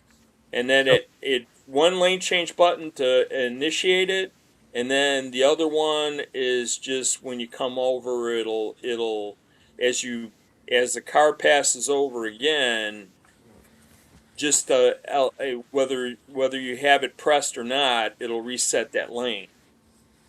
My So Nico. that's what was happening. No, on SSD. So which So one? that's why. Sorry, go ahead. Go ahead. So that's why some people, if they didn't put their chip in O2 hybrid for the LED, what was happening was their car would lane change, but when it went around again, it wouldn't set the lane. So if a guy in front of you lane changed and you went through it, and either like if your chip moved and your LED is not showing underneath, what'll happen is it won't reset the lane changer. So the guy in front of you will set the lane changer, change lanes. You'll come over, you won't reset it, and you'll follow him. Yeah. That's why there was one of the kids that were racing that happened to the chip, and they would follow Erdman everywhere he went, because that was the only way they could get into the pit is if they followed. Hey man, that you know what? That's very intuitive, and that's you instead of getting instead of freaking out and being like, "Hey, this is not working. I'm frustrated. I don't want to race this." Digital racing forces you to think on your feet, and I thought that's pretty ingenious. Yeah, that was pretty good on his part. Yep. I know one of the things we had going on at Woodslot was that if you were too close to somebody and they changed lanes in front of you, that you changed lanes too, and a lot of times that caused a D slot. Yeah, because you weren't expecting the. Because I had some old guy yell at me one time because I changed lanes and he changed with me because he was riding my tail end. So yeah, I'm like Carrera Dave saying you lost me at knobs. Yeah, there's a lot of knobs. So for the both of you, which controllers? Now that I know I think I asked you before, but what do you prefer? Do you prefer one over the other, Frankenslot, Carrera, or SBC? Do you notice a difference? Yeah, I like them both. Like I said, I think for like digital racing, for like that oxygen, you can't beat these controllers. These controllers are great. And then the other thing is you can make them analog. You could get the analog cartridge, which I did for this, and I haven't played with it that much, but I did get it working. So, but it's you got to get used to it. There's the knobs. There's a lot to figuring out how to make it a decent analog controller on those settings, because it's different than the digital settings a little bit. yeah, Right. but that's what we found. That's what we found at Woodslot is that once we for practice, you get those knobs set, you're good. So I mean, it's just like that in any race. Like you got to set the knobs to the track. So, but once you get them where everybody likes them, you just leave them alone. Yes. Well, that's it. Take a picture of it and then just keep looking at it. Okay, so I was expecting I prefer this over that. So Vince, no, Yeah, you know, get it wrong. No, too late. We move into Christina. Christina, which controller do you prefer? Politically correct. Yeah. Well, with the one we used for the race, the knobs were set for me, so I didn't have to like do anything with that. I did have to tweak it. We did have to tweak it slightly. Did you touch any of the knobs? Yeah, well, you were having trouble with it Of course we fast. Right. did. You made it standard. But he had to kind of tweak it a little bit between both of the races. But I did enjoy using that controller. And I also like the Frankenslot controller. Yeah, that's what you usually use. That's when we what race. kind of like I usually use when we race. But I didn't really have an issue transitioning between the two. Yeah. I think we're going to do more of the SCP, more. I'm going to set it up where we could do more oxygen racing downstairs just to check it out, see how we like it. But, You and know what? then maybe I'm curious. different opinions. I'm curious to get it working with the Carrera. believe it or not. Yeah, And I'm not gonna pay. it's I'm not gonna pay. You know, it's again because you need. Don't you need to change out the dongle as well on the controller? no, no, you don't have to do anything. All you got to do is get an SCP controller. Yeah, So you get one of these, yeah, and cha-ching, then have the chip in the car. Have a cha-ching. chip in the car, and then you get like a magnet for each lane at the start and finish No, no, no, line. no, hold on, hold on, hold on. You're I don't want to use oxygen. I just want to know if we can take the SCP-3 controller, turn on my Carrera system, and have it control and code it to one of the cars, a Carrera chipped car. I think you can. I think Greg has a way that you could do that. I haven't tried it yet. I'm going to try it, and then I'll let you know. Yeah, okay, that's But what I'm interested in, and I want to know if yeah, those knobs work in that because if the knobs yes, only work with the chip, the Franken slots are good enough for me at this point. But if typical. you're saying that you can get those, Typical.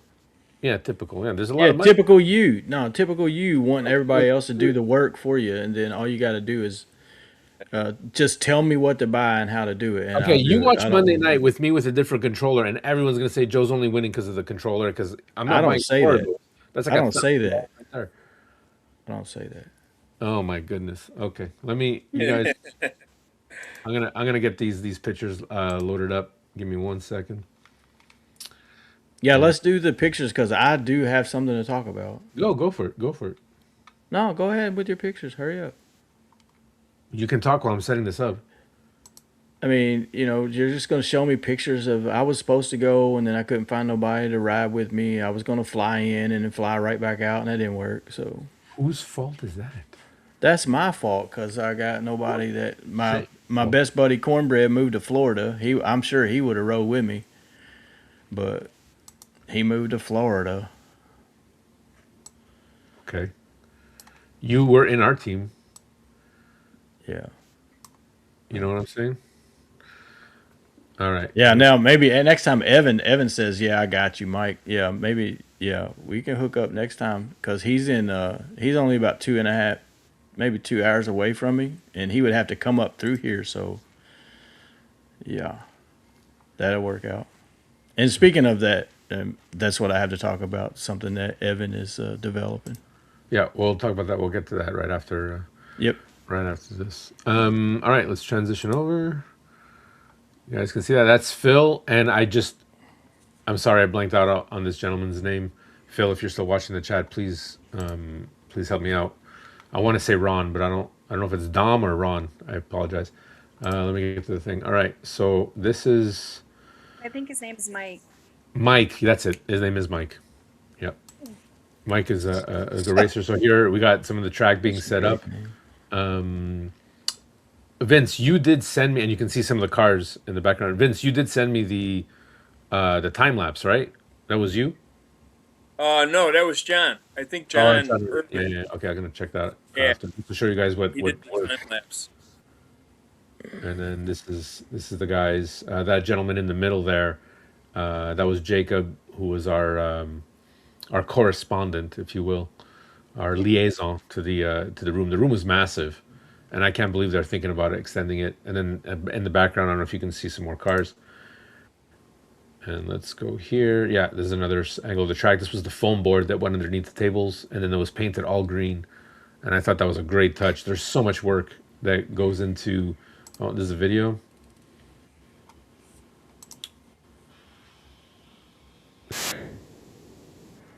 I thought that was pretty freaking awesome that it went from 4 lanes or 6 lanes if you count the 2 pit lane down that straight or that stretch. You got 4 lanes of 4 racing lanes, and you got the 2. So 6 lanes down to it went down to 4, then down to 2. Yeah. That was pretty Yeah, but no one really used the switching lanes. neat. Yeah. Are you talking about the Appreciate outside overtake lanes, quote unquote? Yeah, yeah.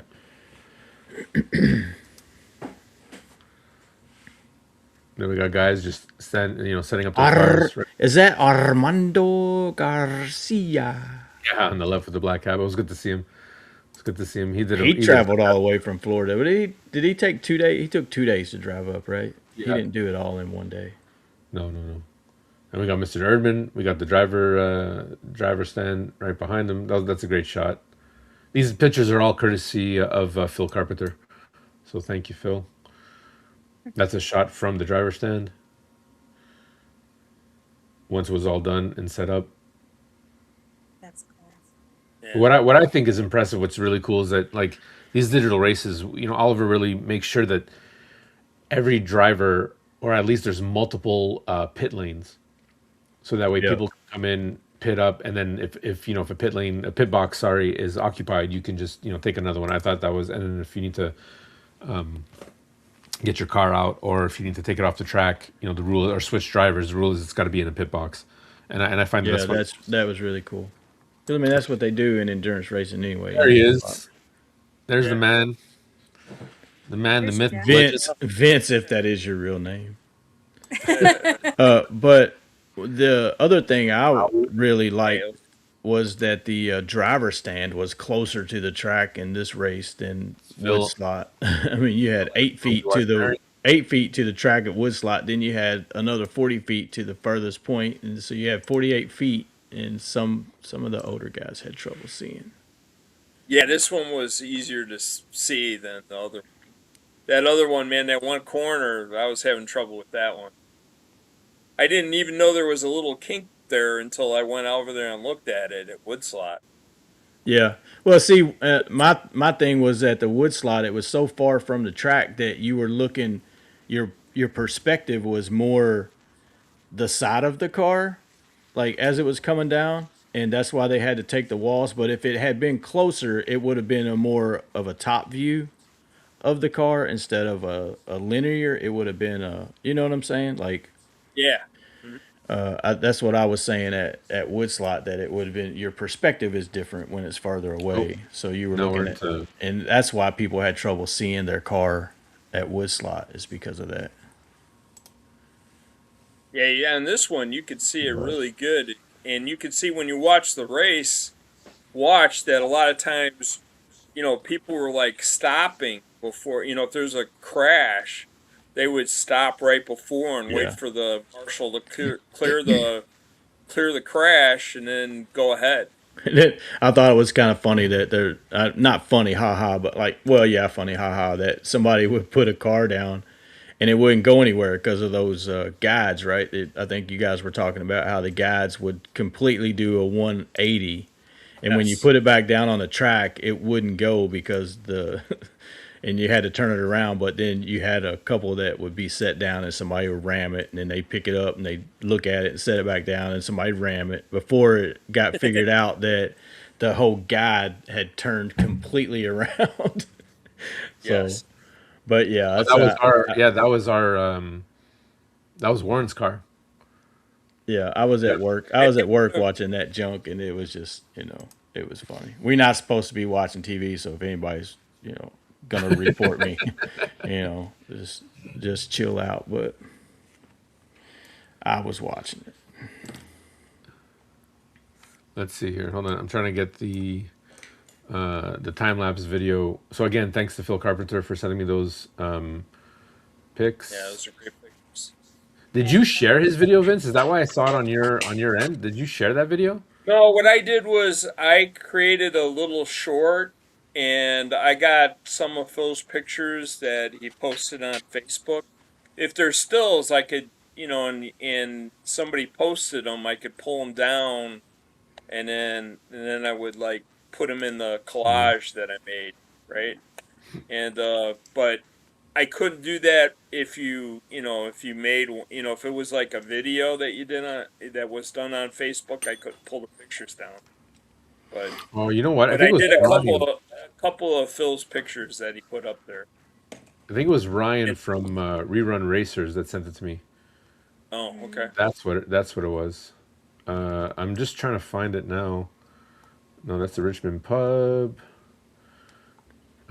Oh yeah, while he's trying to do that, Vince, what did Yeah. y'all have to eat for the post-race victory ceremony? Where did y'all go? Oh, we went to this. Oh, right. We went to this Cove Lake, which was like, it was like, I don't know, 15, 20 minutes from the hotel that we stayed at, which was Yep. in Kalamazoo. And it was this a nice place that was like right on the lake. And, we sat outside.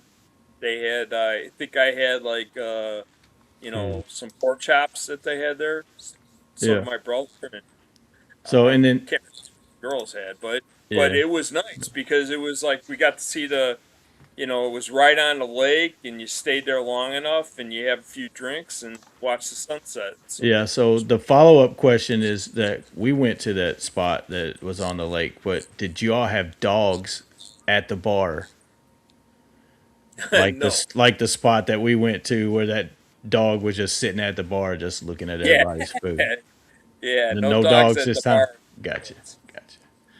This That was was like probably yeah, that was probably the coolest little thing I seen. I mean, they was setting yeah, food down with the people to the left and to the right of that dog, and he was just looking around. He didn't snatch nothing.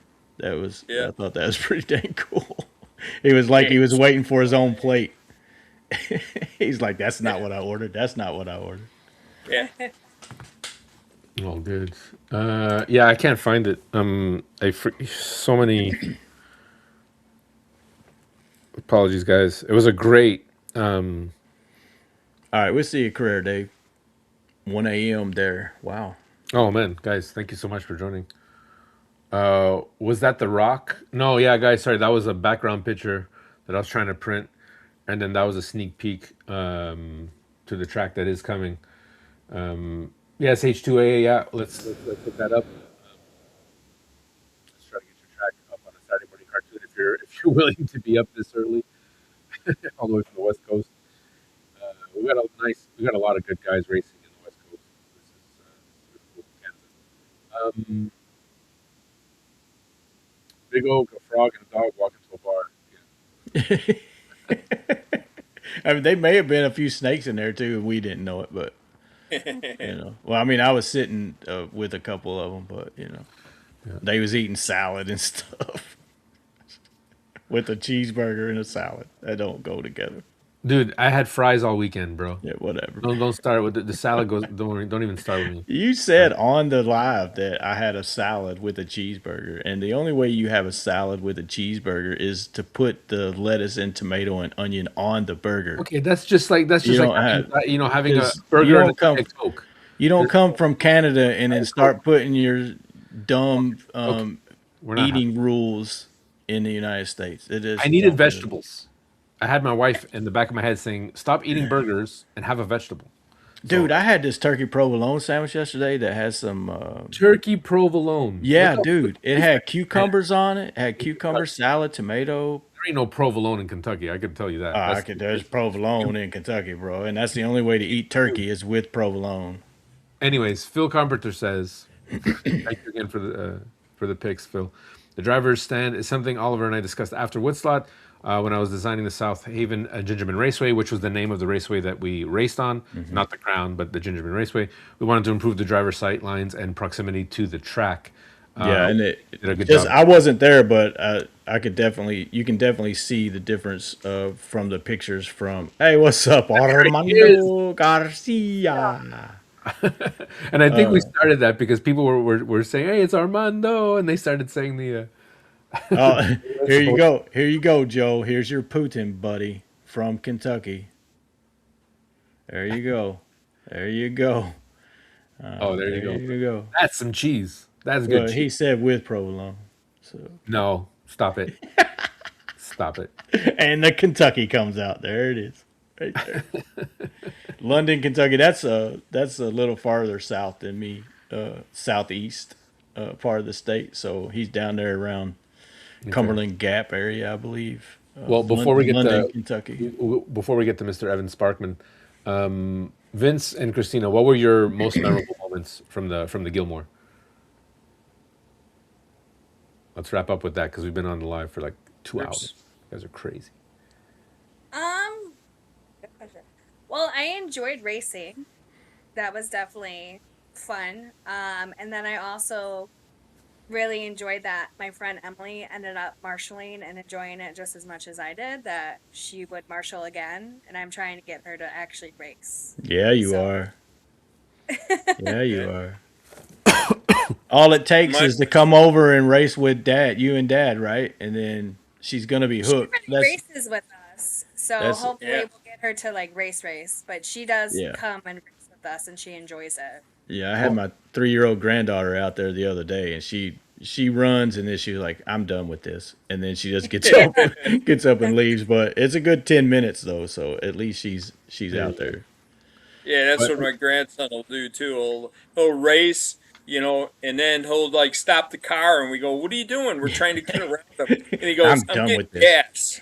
I'm Yeah. getting gas." In the middle of the road. That means he broke Yeah, down, in the middle ran of the out of road. gas on the side of the road, and he's waiting for somebody to pick him up to go get a gas can full. Yeah, I Yeah. get that.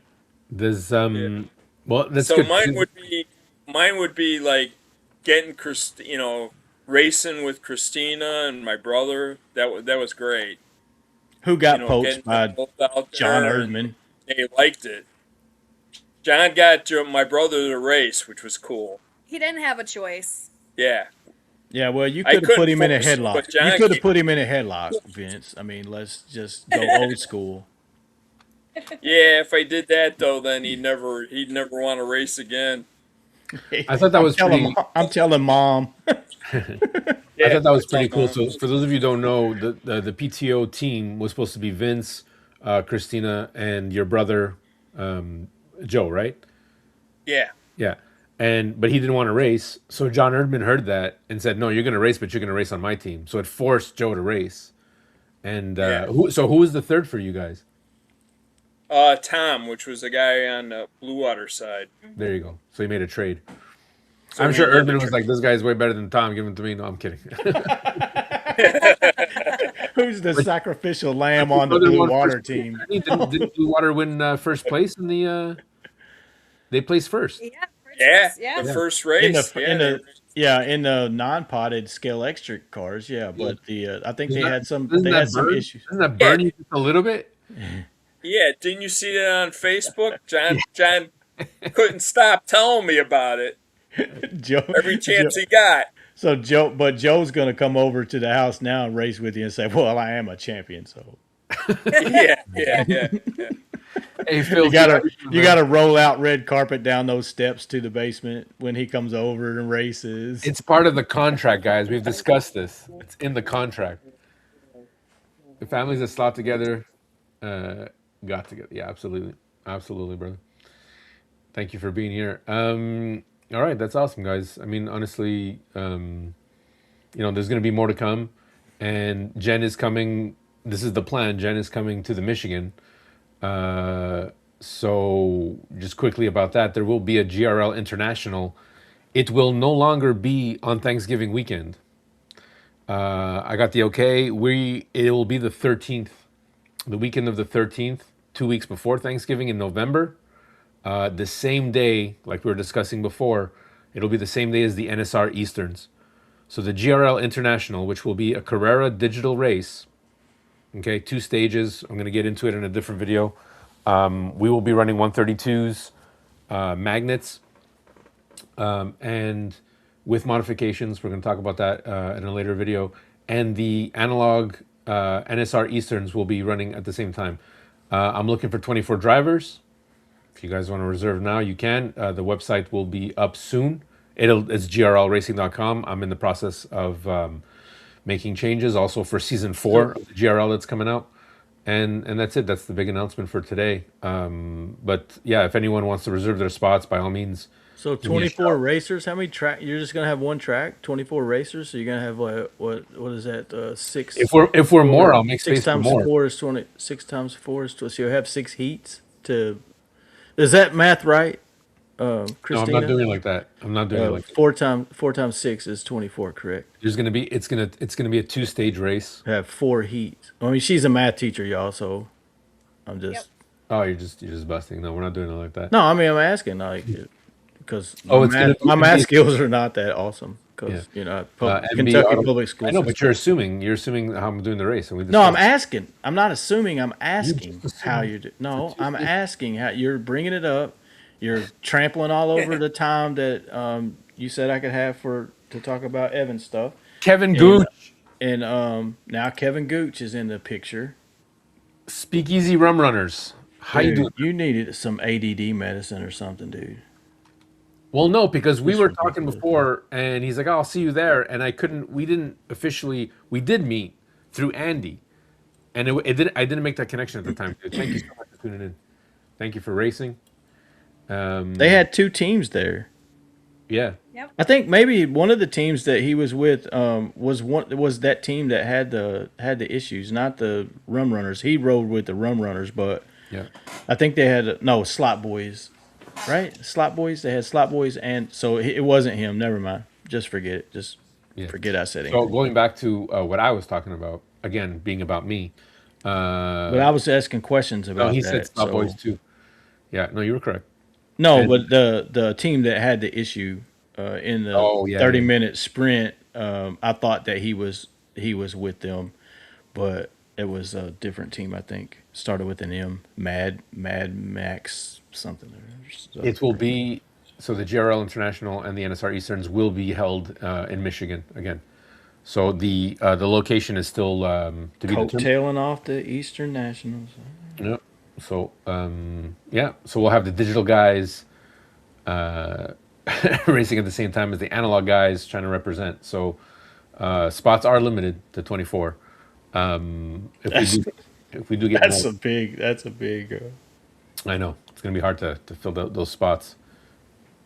Doubtful though, so you're gonna have to choose. But yeah, that's it for now. That announcement, Mike. You want to talk about Mr. Sparksman? Oh yeah. So if anybody knows, so the last couple of weeks been pretty heavy on the Carrera Facebook pages and stuff, and Evan is developing and it's just in the developmental stages. Is developing a timing system, and it's called Race Right. And it's right is WRIGHT. So and he has a Facebook page. So if you just go in there and look up Race Right, he's looking for people to test out. So basically, what it is, obviously, timing system. He wants to run it, or it is to run off of a computer, off of a laptop, whether it's a Chromebook or I got a MacBook. So it links to the Carrera CU via the Bluetooth dongle. So I've been doing some testing with that. There's, some pretty good stuff in there. He's got weather, got tire wear, got, a lot of the stuff that Smart Race has. He's not looking to like replace Smart Race, just to give people options. But if you want to sign up, you can go to raceright.app and he can come in and correct me. I believe that's it. And you can request an invite. Facebook?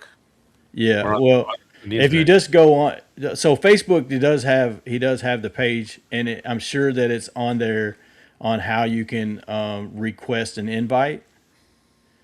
But he wants it to where he wants to have a system where people run it off of a computer system and not a tablet or a laptop. A tablet or a phone.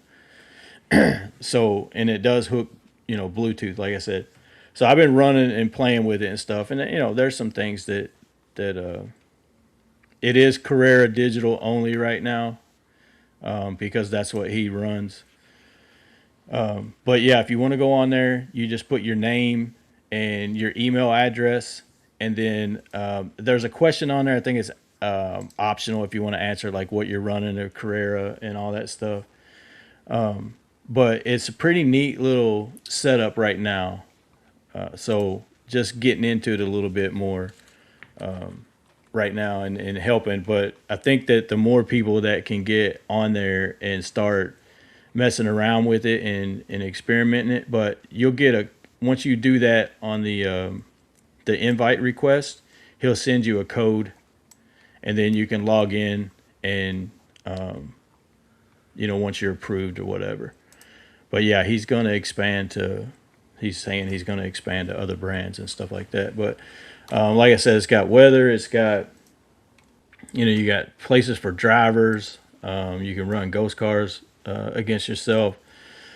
Oh, and there's even like if you have fans in another part of the world and you're running this timing system, he's got a QR code where people can scan that QR code and they can keep up with the race action leaderboard and stuff like that, the race board on their own phone. So if you knew anybody that did like a regular Monday night, racing or something like that, that they put, all that smart race stuff in the smallest corner, tiniest window of their live. I mean, if you knew anybody like that, they could put the QR code and you could scan that and watch. You'd be able to see it update on there. So it's pretty cool. Guys, really sorry. For some reason, on my Facebook app on the computer, I can find Race Right. When I go search it, for some reason on the queue, on the actual website, it's giving me such a hard time. I didn't have any problems with it the other day. It's finding it. It's not. Come on. Are you spelling it Is there correctly? a space between Race Right? It's How do you spell it? raceright.app, Oh, okay. and it looks like this. You go back. And you just request an invite. Oh, that's on. That's on This online. this is just online, and it's an app. It's an app that you download to use it, just like you would like Facebook or anything else. So you download it, and then the updates come through the app. So you request an invite. So it's got your name, your email, your operating system. I'm spelling it wrong. Yeah, it's WRIGHT. Oh, that's why. Yeah, it's race right WRIGHT There we go. app. So if you want to share that, but on the Facebook, if you go to the Facebook page, if you find that, it does show a little bit about what it looks like and stuff like that. So There you go, guys. but early development for sure right now. Oh, there it is. Yeah, that's some of what it looks like from what he's got on there.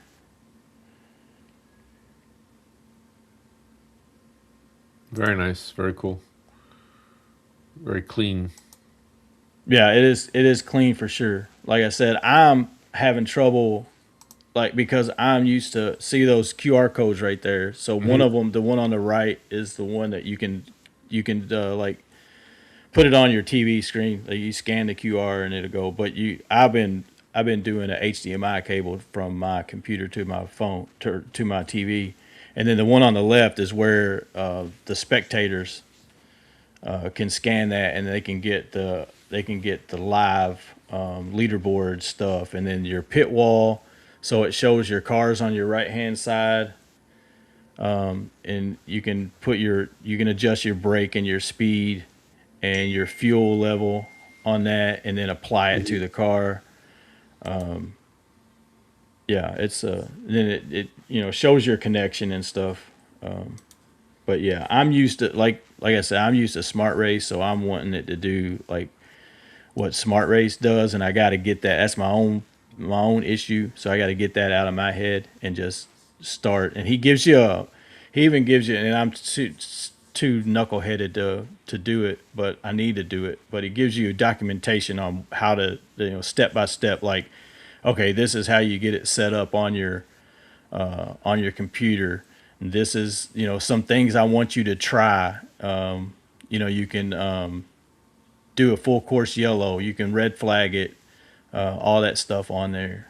But but I think the more people in the multiple platforms and stuff, the more people he can get in there. I mean, he's on vacation now, and he was taking some stuff. So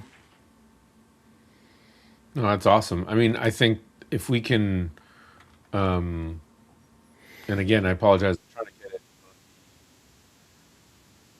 on Facebook. Um, I think that's really cool because he says it right there, right? It's run race night like a broadcast. yeah, I think that's really neat. yeah.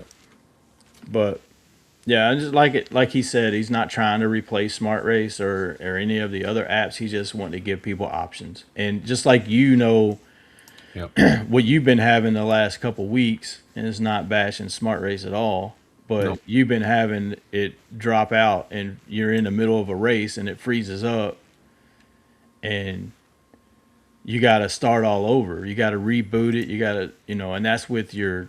I think you run it off a tablet, right? No, I'm running it off an Android. What's going on here? Oh, no. What is happening here?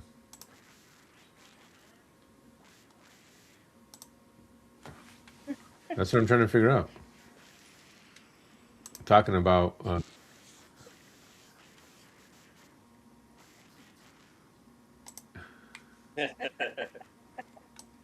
I really hope that everyone could have heard you because you were not part of that scene.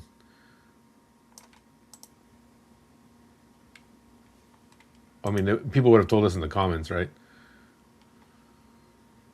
Maybe, I don't know. Oh But no, there you go. it's But I have plans to expand other brands as well as analog. There you go. yeah. Sparkman's talking on the. There you go, guys. Apologies for that. Um, Hopefully you could hear Mike. I think they could because that just happened right now. Okay. But yeah, the more people that can get on there and help test this thing, the quicker he and right now it's not anything that he's not in the market to put any money to it as far as charging people or anything. He just wants to get it tested and get the bugs worked out, which everybody knows when they're developing something, especially software. It's a big project, so there's a lot of stuff to work out in the beginning. And of course, this dude, he's a software engineer. Just from what I gather in the last few days of communication, software engineer slash slot car enthusiast slash coffee roaster. Coffee roaster. Yeah, man, he's got a coffee roaster too, and he could probably throw in the name of it. I forget it. I forget the name of it, but This is his Facebook. yeah. Race Ride. That's what the Facebook page looks like. So just make sure you guys are on the right one. And yeah. But of course, I'm sure I was doing some things wrong. I was messaging him and saying, "Hey, it's this I didn't get this, didn't get that," and Oh, thanks for sharing our live, brother. Appreciate Mountain Gap Coffee Company. That's what it is. that. Yeah, cool. Yeah, but he's on vacation, so if you're gonna go in and order, probably wait till next week, because he does all the packaging and all that stuff himself. So, but yeah, London, Kentucky is where he's at, which is the southern part of the state. We're not all dumb hillbillies, just me. Why do you keep saying that? Because I'm not very smart, dude. I'm not. So I just try. It's because I didn't go. There's a perfect example. He tries to give me guidelines on how and the order that it goes down. I print them off. I take them out to the track, and I'm just like, I don't need these guidelines. Well, guess what? I need them, and I should have followed them because it probably would have corrected some of the things I was sending him. And yeah, so this week when I go out to the track, I'm going to go down step by step. I can skip the setup part because I already got that down. But everything else, I'm gonna go down the list and say, okay, he wants you to test this, he wants you to test that. I'm just gonna go down the list and give him feedback. He even there's somewhere you can send him the information about. You can send him the information about the race that you were running. If you had issues, he'll be able to see what those issues were during that race and fix some things. But I think the QR code thing is fantastic because I think that would help us so much for Monday Night Madness. That's slick, right? Yeah, that's I that's mean, we talked about it the other day. yeah. I'm like, and so then I don't have to worry too much about like getting a screen up and making sure people can follow along, and Yeah, or at least if you had it, then you'd have a second screen, and it'd be like, yeah. yo, let's log into Monday Night Madness, and you gotta like boot up your computer, boot up 10 screens, and get your whole 6 page out. Like Monday Night Madness is happening, and But I mean, even like we'll get you the do, statistics going and like different screens happening, so you can set up what you want to see, how well Ripple is running that night, how many pit stops did she make. We'll go total nuts. We make a real yeah. NASCAR But style. here's the thing, right? Like when I watch it at work, I mean, when I don't watch it at work, I gotta watch it on my phone, right? And I can't see that the little the race screen down there. Yeah. If you could have access to this, you could put the barcode, the QR code. I could But that scan it. doesn't help you. I could scan it, and then as I'm driving my tug, I could be like this. Oh, Ripple just went into first place. Oh, wait a minute, I gotta back something up. I mean that's what I do. And then No, you got to bring two phones. You got to get if your old phone. well, Dig out your old I phone. would take my iPad and then just use my phone as the hotspot. And I watch the race there, and then I'd watch the race screen on my phone. Figure eight and mounted in my tug and everything. If anybody watching that, I'm not going to do that, but well, I don't think anybody from work's watching anyway. So No, you'd be surprised. They follow nah, they you. don't watch you, dude. I mean, they don't they don't care about nothing I'm doing outside of work. You don't know, and they might be following along and be like, "Oh, Nah, they think the slot car stuff is silly, and but that's just I told them I said, look, you come over one time. I said you'll have fun. You might not go home and build your own track or get all 300 cars, whatever it is now. I don't know, but you'll come over and you'll have fun. So that's and then you can always come back. I got plenty of stuff. You don't have to buy nothing. Just show up. Nothing. here you go." There's a couple guys around here I've been trying to hook up with. Nothing. So it's whatever. We'll wait. It takes time, brother. It takes time. It took me 3 years to find my guys. No, I want it instant. Yeah, instant, like instant coffee. Guys, I think we're gonna wrap it up. It's been over 2 hours. I appreciate everyone who's hung out on the 4th of July, Holy Saturday, moly! and Oh, only magnets are oh, boring. wait! I got a box in the mail from Vince Messina. That he was just a middleman. He was just a facilitator. But there's just a couple of things I got. So I got this Ferrari. It's a Ferrari. And So I more got slot. that Sorry. There you MR go. slot car, and then a surprise in the box. Some chuckle butt got me a car that I wasn't expecting, and but it's a rally car. My first rally. He wasn't sure if I would like it or not, but he says it's a collector. But I think that's just stuck in his head because that's what he tells his wife all the time that they're collectors. So, but it's a pretty neat little car. I think that now I'm gonna have to get more of them. There you go. I don't know if I'm gonna build me a cool rally track that butts up against the wall like Carlos, but I could get some more rally cars and add to my collection. But I'm not a collection, so Yeah, you're not a collector. I'm not a collector, but add to my collection. So yeah. Anyone else excited? Oh, dude, Dojo. I was showing my wife those Revo Mustangs last night, and this is her reaction. So she don't love them as much as I do, but Yeah. they are really nice. Anything Revo comes out with, it looks sweet. I mean, they just do such a great job. Well, I think they're what the late '80, early '90 versions. I think, right? I think that's the year. Or I'm it could trying to be, lock could down. be earlier I'm trying to than lock that, down like some the alphas myself. maybe right? the Fox bodies or something. Yeah, I'm trying to lock down some alphas myself, and Revo's just They do great work, and the cars run really well. I mean, I know a lot of guys have a hard time with the on the Carrera track, but on the wood track, there you go. So, so anybody that has any talked about Revos they don't want, Big Oak Salvage will take them for, and he'll pay $2 a piece. That's what he'll buy them for. Even he'll pay shipping. I'll Okay. pay shipping. So, Next week we're gonna talk dynamics, stock car dynamics. dude, I got the author willing to come on. We're gonna talk about this book, and Look we're at- gonna talk about all the goodness this book has. look at the difference of a book that's Look at not the pictures, read. guys. Easy to understand pictures and diagrams. Look at a book that hasn't been read and was just opened for the first time on camera versus one that's been read all the way through. Talking about. I got my bookmark, bro.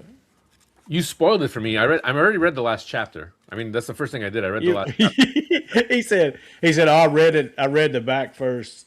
I read the end and then realized I had to read the whole book. Well, duh.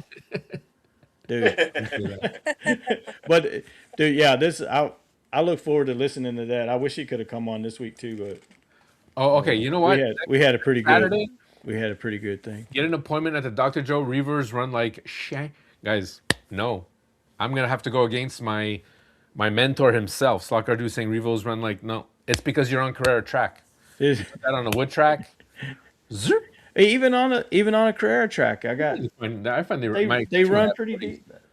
They run They run pretty great. A decent. lot of people have issues with them, but it's you have to understand my how the track. car is built. But guys, we're I mean, I want to talk about this for another hour. Jen's not here. I got Oh, all Vin. day.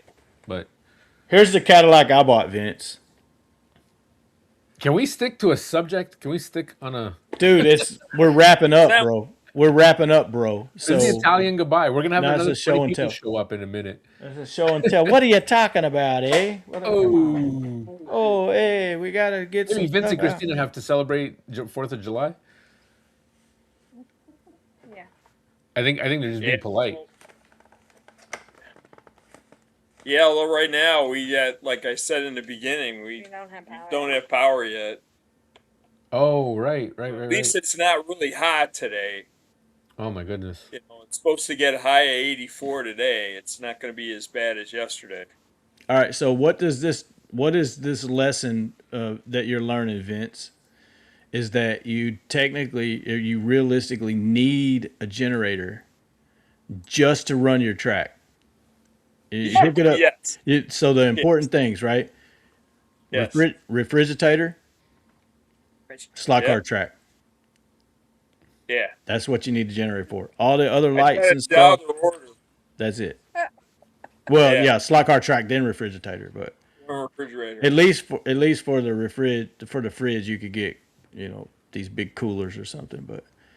But also back to yours, I didn't have any straights that were over and above what I had for my GRL track, but I'd be happy to give them to you. Since I'll just buy new ones for GRL. I don't care. No, I can buy some. Mike is never. There's never a moment where Mike is not wheeling and dealing. There's no wheeling and dealing, dude. It's just if you need something, I got it. I will give it to you. I haven't charged anybody. I haven't charged anybody for anything. If I got it, I'm not using it. It's in a bucket. It's already paid for. Why do I need to charge somebody for it? If it can help them save a few dollars. There you go, Kevin saying Generac, best money I've spent. Yeah, that's generators are definitely on the list to make sure that the slot car tracks can run. Yeah, are they from Tennessee somewhere? Those guys? No, I'm asking. It seems like the slot boys and all that stuff. Yeah. I don't. It doesn't bother me. You guys. I mean, I'll talk until until all of you leave. I don't care. Like I got no We responsibility. still got 16. Yeah, Evan, we are different. We just different, man. That's for sure. But yeah, I don't even charge people shipping. Yeah, see, I thought they were down around Tennessee area, Kevin and them. So they're in Tornado Alley if they're in Memphis, so they get a lot of they get a lot of garbage down there. So the generator for sure to keep the slot car track running is a must. For sure. So Yeah. good job, Vince. Do you have can you show people your racetrack? Can you do you have the ability to switch to that camera downstairs? No, not out here. We're out on the back porch right now because Oh, I was okay, having okay. trouble. I don't have internet, so I was using my phone. But when I used my phone, it was just it kept it didn't have the speeds, I guess. Oh So yeah. So you're looking to expand your track. What I mean, oh yeah, what is it? What is it now, and what is it going to? As far as feet. well, it used to be like it used to be 75 feet in length, and then I added two more tables and I made it longer. So I don't know if you remember where I had the bank. Yep. I took the bank and I used 8 straights, 4 on each side, and added two more tables to the length, and then I Yeah. moved it out. So it added like 8 straights, pushed it out, so it went from a table size of my length used to be like, I think it was 17 feet. Now it's like 22. So it's like 22 by the table area now is 22 by 6. And then where the bridge is, that's 7 feet wide. Yeah, but what's your total length of your track length now? Total length will And be- how much right now- negotiating? How much Right now it's negotiating did you have to 84 do? feet. Right now it's 84 feet. That's with that's what I meant. There's no negotiating, man. And He's got that's his what I dog meant. over coming over. No, So wait a looking- minute. He had to negotiate where to put all his wife's buckets and stuff that he had over there to expand that out. To see, you don't know because you didn't go over there. Yeah. But those of us that went over there after the wood slot and raced on there know that there's just a collection of buckets and stuff, totes and everything that he had to get moved in order to expand the track out there. So that's what. Yeah, that's what I did. And now I got more room underneath the table, so I'm gonna start getting a lot of that stuff stored underneath Yeah. and get rid of a lot of stuff. All right, Evan, Kevin, man. We'll see. Bro. your But it's gonna go to like, and I'm gonna add 8 more straights on it to bring that hairpin out further. And then it'll be like, I think when I calculate it, it'll go to like 92 feet, I think. Oh, 92, you're at 90. 84 feet right now, and then the expansion is Yeah. going to go to 92 feet. Yeah, I'm at Take 84. care, Evan. Thanks, I'm at man. 84. I think I'm as long as I'm going to get. So Thanks, Evan. Thanks, Slotcar Dude, and thanks to everyone who has stuck around. I just got one more. We got the Mid South. Kevin Gooch is talking about the Mid South there.